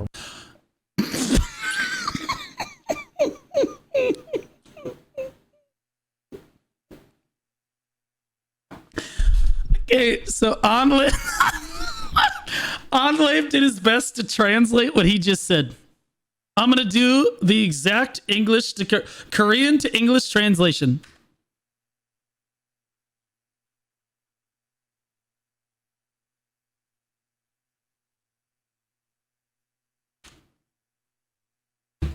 Done.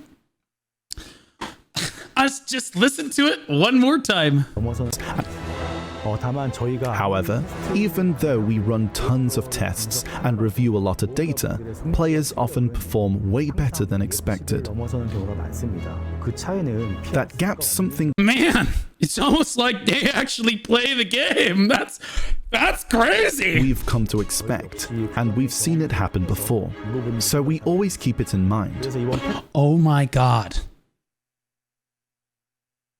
Do you know what I think they're doing?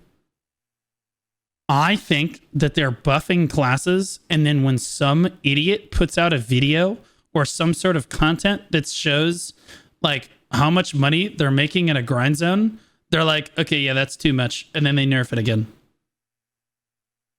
I almost guarantee it. So unironically, these content creators that keep going, the moment that Warrior got buffed, they put out that Orzekia, there was like an Orzekia video that went out where he was getting like 2,700 trash loot or some dumb ass shit, right? And the devs were like, okay, yeah, nerf that. And then he put out another video that was like 2,400 trash loot. And then they were like, okay, nerf it again. And and then Lua puts out these Awakening Dark Knight videos like a and gets our class nerfed because I know it's not me. Guaranteed they watched my video and they're like, damn, maybe Dark Knight needs a buff. Then they look over at Lua's video and they're like, never mind, Blue's it needs to be nerfed. Like, what the God damn it, Lua, dumbass. So this time, while pushing for meaningful changes, we said we'd make quick adjustments. There's a video of you in the new grind zone making 11k an hour with 750 gear score, homie. I don't think they're making their balance changes based on my experience at the grind zone. If any updates turned out stronger than expected. And we followed through on that. That meant some classes got buffed one week, then nerfed the next. That's fine with me. Which we know was disappointing for some of you. Still, we're really grateful for your understanding and valuable feedback. He doesn't give a fuck about your feedback, but I will say, for what it's worth, this is the correct way to do balance. This is fine. You've shared with us. Thank you so much. Your input made our daily patch review sessions more meaningful and productive.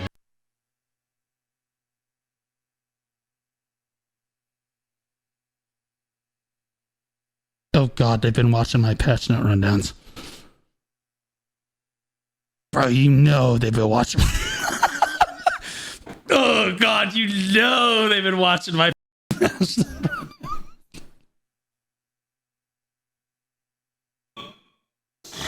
Oh god. Nerf striker! Anyway. Bro, seriously, DK did not need a nerf. I don't understand. DK was like above average, maybe in PvE, if you were sweating your balls off. Now it's below average, even if you're sweating. If you're not sweating, it's like one of the worst classes in the game. It helped us figure out what we still need to work on and where to improve. Yeah, they witnessed my bad math yesterday. And by the way, bad math is because I didn't have the algebraic function. The algebraic calculus that I needed to calculate whether or not it was a PvP buff or not. Following the you're right. I look like a clown because I should have done the math correctly. But also, the fact that we need an algebraic formula to literally calculate whether or not our class is actually getting damage in PvP is a little ridiculous. Like, straight up. It's ridiculous. Like, it needs to be way clearer whether or not classes are being buffed for damage in PvP or not. This week's live patch. Next week. Biology major, not a math major. Well, biology has a lot of analytics that go into it, and I'm actually pretty solid at math overall. I'm pretty good at it. But again, this is not simple math and shit that they're throwing at you. Again, because like I state, for example, on the global labs, you guys remember on the global labs, they put out numbers on the G labs and how much damage your skill does on the global labs, and we have no idea how that's going to translate to live servers. No idea. No idea. Because the numbers don't mean anything to us. We don't understand. We're just like, oh, those numbers are big. Hope it does damage. Right? And then we get to live servers, and without actually like testing it against another player or against mobs, we won't actually know how much damage it actually does. Like legit. And that's a problem with our damage system overall. It's way too complicated. We'll update. Yeah, it's misleading, yeah. Berserker Succession and Awakening, Striker Succession. Oh my... Dude.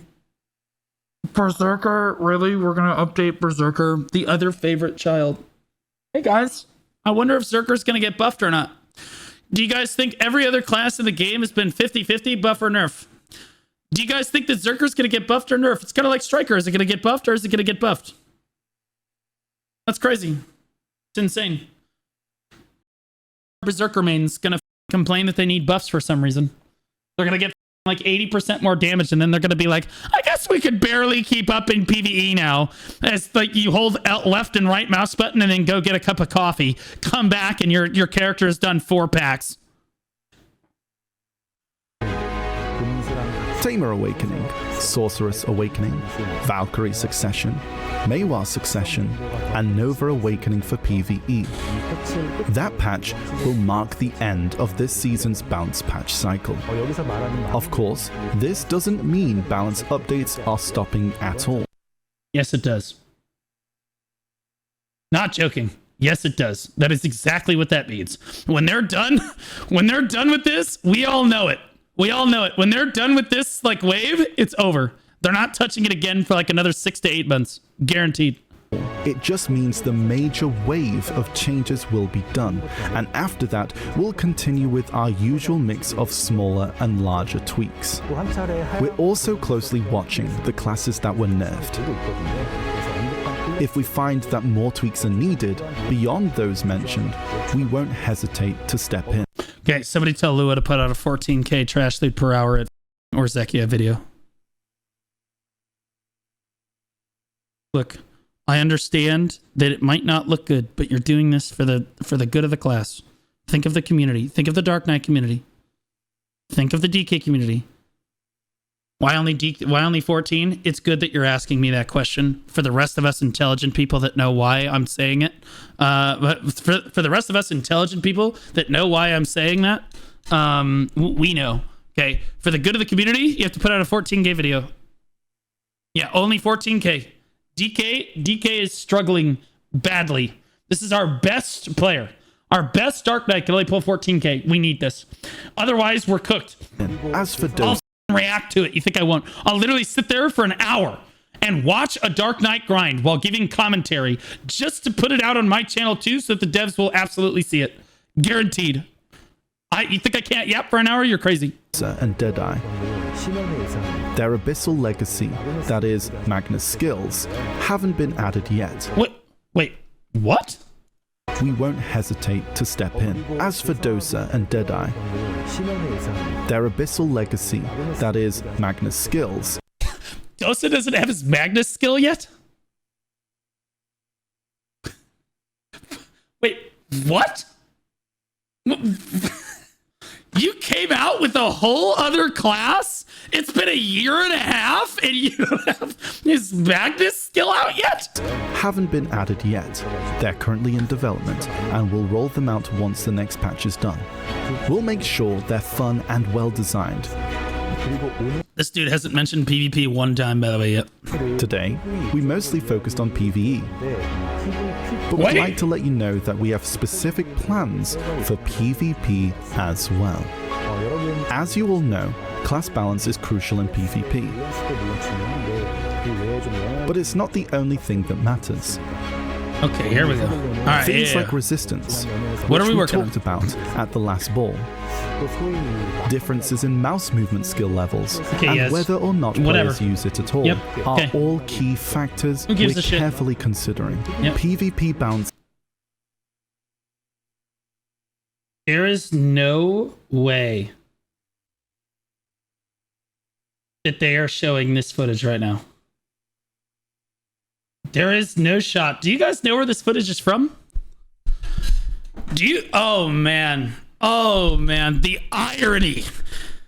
The irony of this is literally wild. Oh, I'm about to eat. Okay.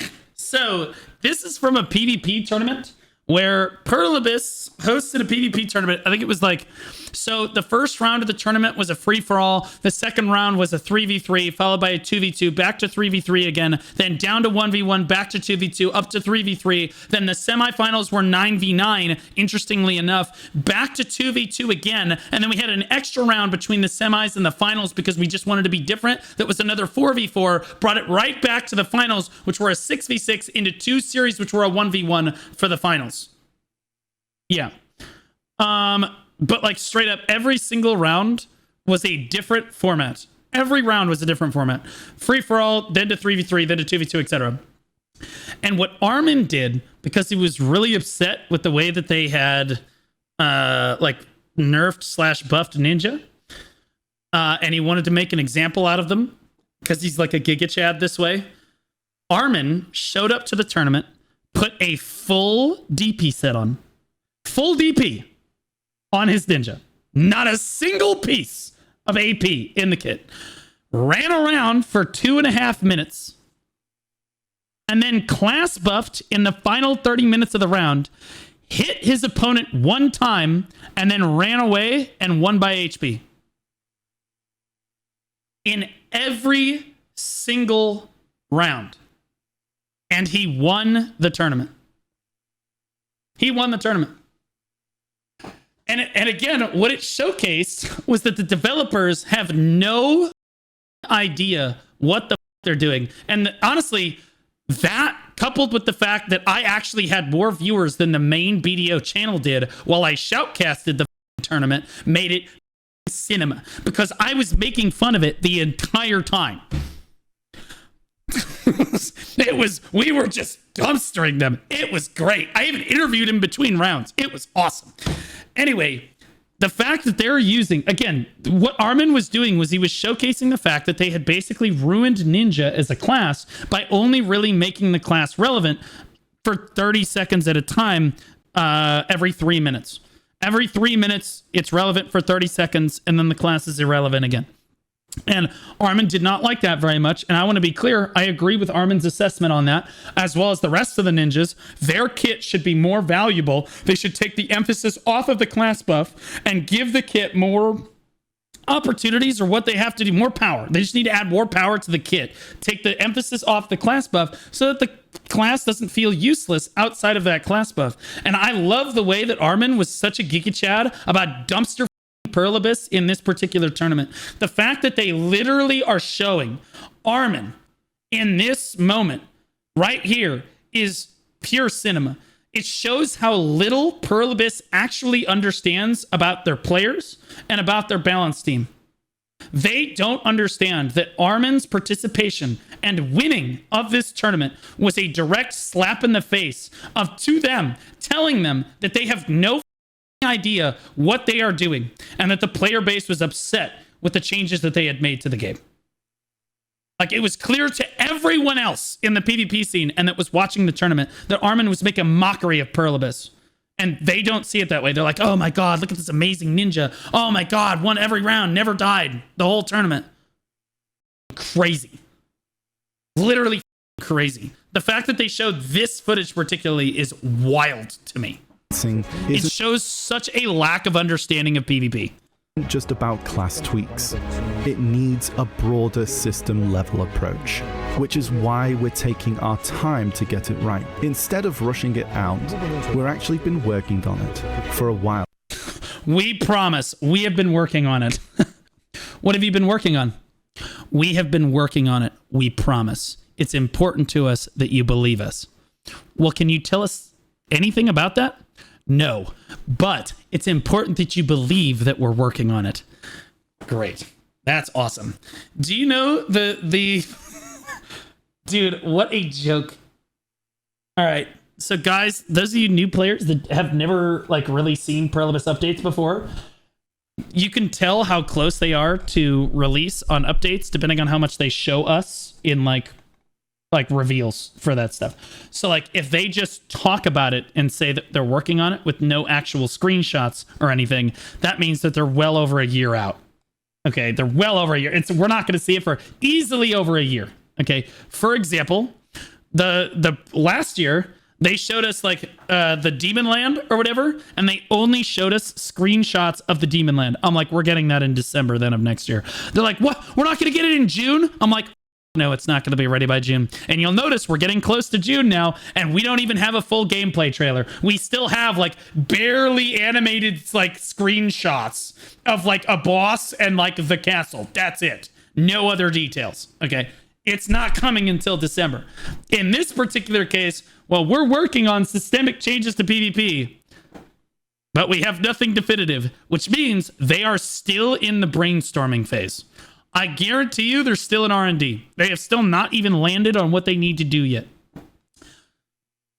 YJ, if you see this, honest to God, I will fly to Korea on my own money.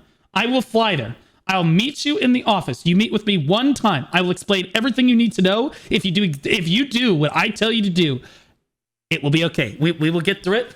I promise you, I can steer you in the right direction. I promise to God. God is my witness. I can get us back on the right track. I fix open world PvP. I fix node wars. I fix siege. I fix all of it. I can do it. I'll even spend the money to fly there. It's very important that you do not f this up. Even if you don't listen to me, or you don't listen to Choice, or you don't listen to Divios or whoever, you cannot f this up. Your PvP scene is already in absolute flames right now. Absolute flames. If you f this up. It's over. Now, and we'll make Choice and Divios already did that. Choice and Divios talked to them about a number of other things. They primarily talked to them about like Arsha changes and getting more rewards in PvP. That's the like I'm talking about like global, like actual system changes. Like, hey, here's how you rework Node Wars. All right, here's what you need to do for open world PvP to make it interactive. sure to share more details with you soon. In the meantime, we'll keep releasing regular patches. Balance patches are tied directly to how each class performs, so no matter how carefully we plan them. I am okay. I'll be honest with you. If there's one thing about this video I agree with and I support them on, it's how they've done their balances recently.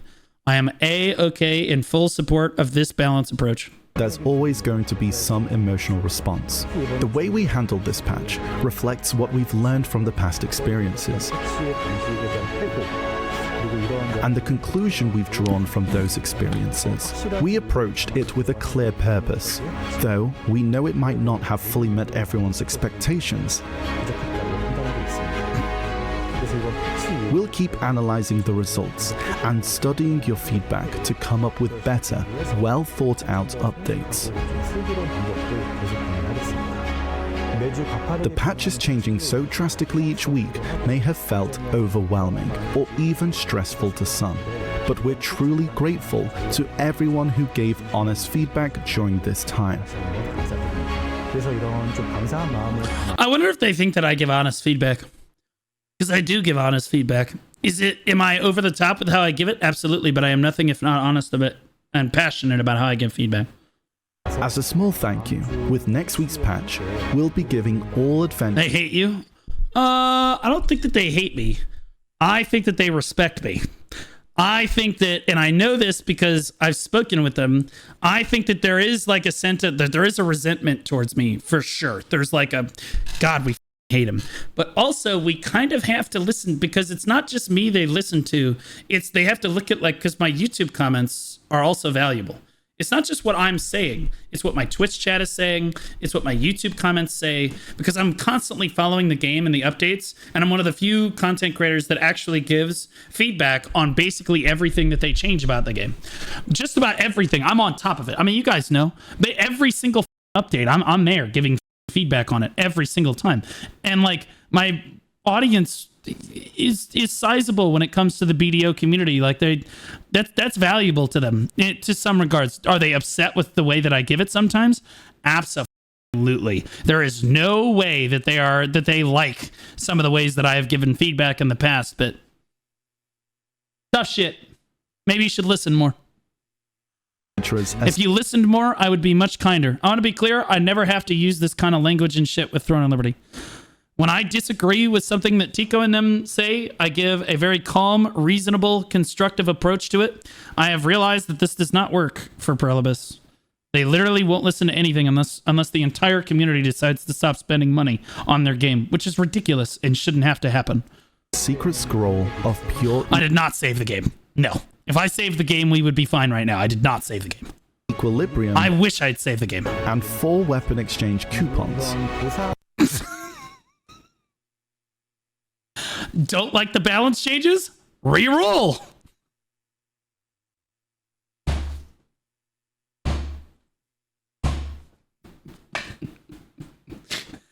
Okay, that's pretty funny. I'll give him that. That was pretty funny. Of course, we know that perfecting the patch means more than any rewards we could give. That's our job and responsibility after all. That said, we hope these items come in handy. We'll keep giving it our all until the end. Next up, some news about tomorrow. A brand new outfit is launching.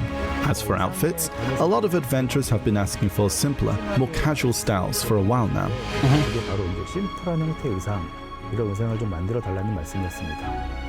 So, this time, we've gone with a really clean and simple look. It's a basic white t-shirt and jeans combo. I don't like that they called it the Frosh outfit. I said this in the patch note rundown. Do you know who's called a Frosh? High school freshman. Also college freshman, but like... I think that they misnamed the Frosh outfit.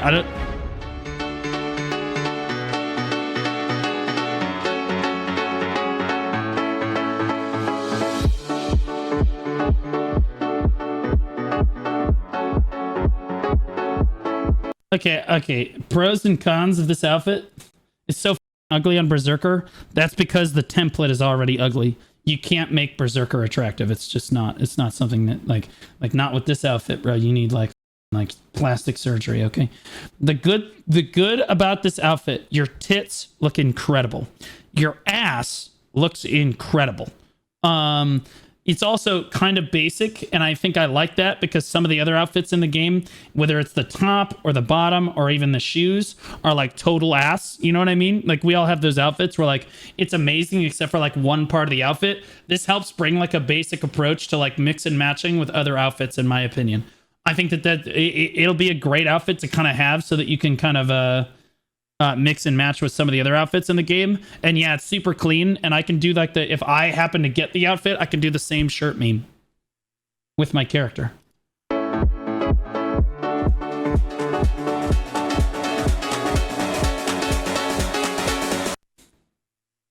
don't know why they insist on having Al Qaeda show up in every trailer, but okay.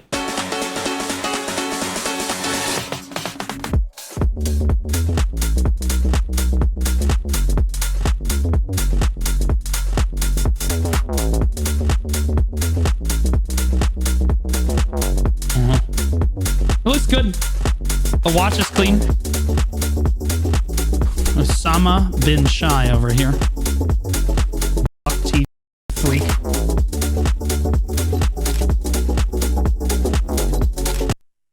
They have to be proud of their. They have to be proud of their daughter, no matter how stupid she is. You know what I mean?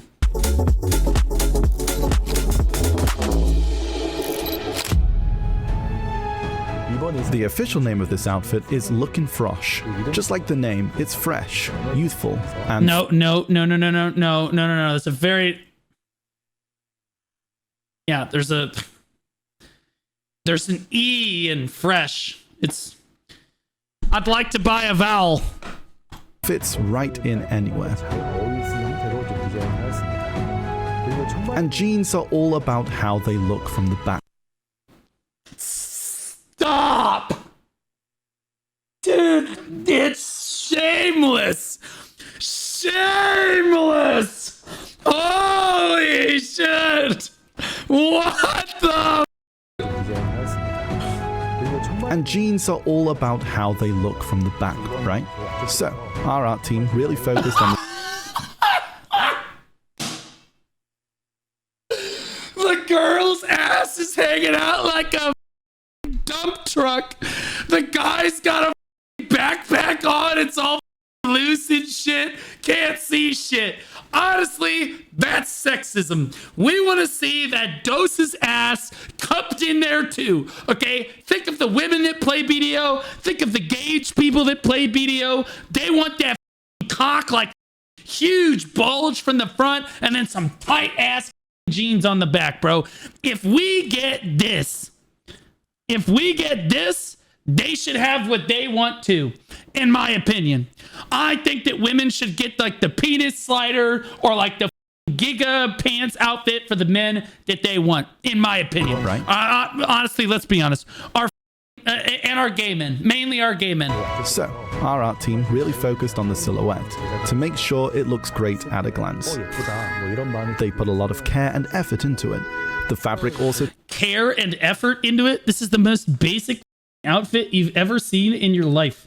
The dude is literally wearing a t-shirt and jeans. I can't even wear this to church on Sunday. Like, what are we talking about? It takes dye really well. So, you can switch it up to white or black jeans too. The t-shirts is fully dyeable, and even the neckline can be dyed separately. Nice. So, you can add a personal touch while... Okay, yeah, again, so the tits on this skin are amazing, bro. Holy shit. Bro, like, and like, look at the detail. 76 times the detail. I'm living up to my Gooner name right now, by the way. Okay. And this is like a little detail of the skin, is that you can actually see that there's a space between here and the outside of the skin. And that only happens when your tits are massive, right? Like, and your waist is like really thin. There's like a gap here. You know what I mean? It's the little details that I appreciate that they put into their outfits. You know what I mean? While keeping it simple. The default shoes are clean classic sneakers, but you can also mix and match. I love how everybody in the chat was probably like, damn, that was probably the most gooner thing that I've heard all week, but that son of a bitch is right. True. With high heels. Or other items to suit your Look, bro, you can see the gap. You'll never unsee it now. style. This outfit is all about that clean basic charm. We wanted to make sure. Holy shit. My camera's blocking her face and no one cares. Really wild. I will say, for what it's worth, his crotch is looking pretty good too. It blends naturally into the world of Black Desert, and we hope lots of you enjoy it. Your support is what gives us the courage to try new things. We'll keep working to create more beautiful outfits. This is a good outfit, I guess. That's all for today's commentary. We always put in our best effort, but we can't help but feel like it's never quite enough. It will never be enough. But here's the deal. I understand that it's easy for them to feel that way. However, we're not asking for you guys to be perfect. We're not asking for you guys to be like nail it every time, and we understand that you guys are going to make mistakes. What really frustrates myself and probably most of the player base is when we all ask for the same thing, and it seems like kind of a relatively basic change, and you guys refuse to do it despite like the entire community's feedback for like a really, even just a simple change. And we understand the more complex changes, like we want node war reworks and like changes to open world PvP. Yeah, those are going to take some time, understandably. But like to changes to things like something a little bit more simple would be like hardcore servers. Everybody was unanimously the same on hardcore servers, where we were like, okay, we would like to be able to play whatever class we want.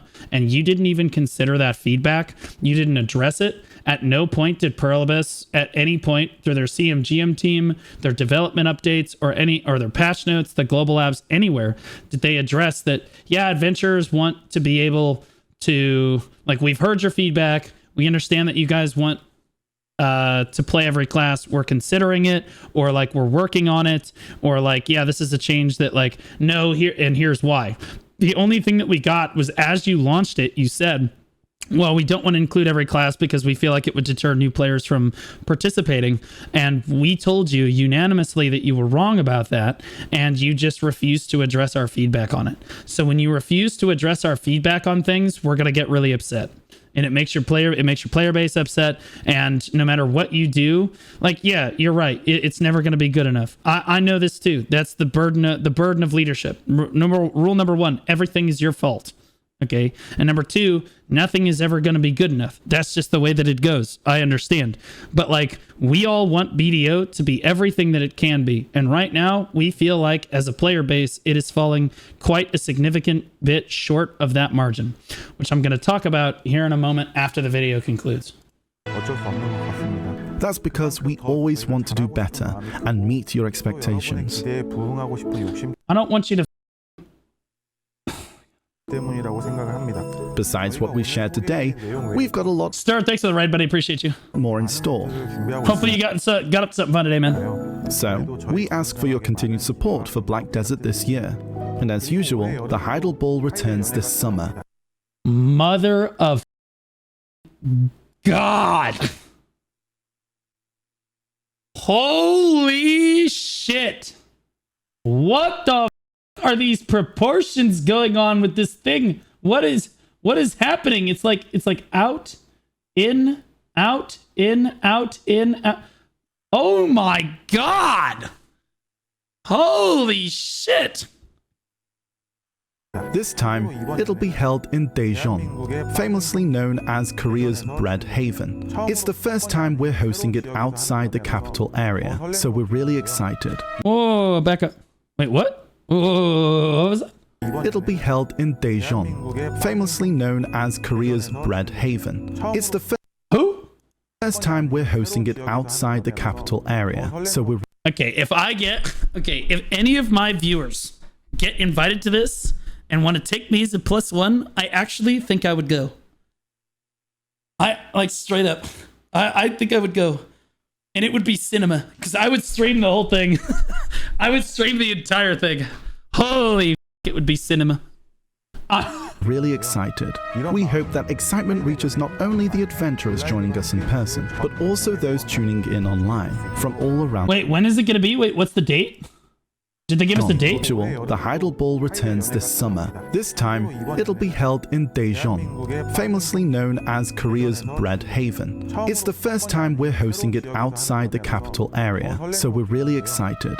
We hope that excitement reaches not only the adventurers joining us in person, but also those tuning in online from all around the world. We'll make sure it's a great event. We'll share all the details, including the schedule, soon through the GM notes. I think that's a good place to wrap things up for today.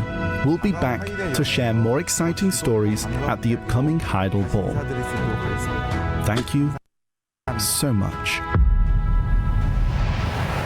Okay, so I think overall the dev note was there anything in the dev note that I felt was like really bad for the game? Like last year in the same kind of dev note, we got like the node war changes and I was like, this is bad, right? No, I don't think that anything was particularly bad. If anything, these are good quality of life changes, kind of, except for I don't really like the furniture thing. I don't like what they're doing with the furniture thing. Stat display is good. Elixir, like all this other quality of life stuff is good. The things that they announced are good, but they're not. It's not what I wanted. It's not what a lot of players, I think, were hoping for out of the dev note, but it was a good dev note, so I'm going to give it a thumbs up. It's like, okay, sure, but it's not what we wanted. And so I'm going to explain the state of the game.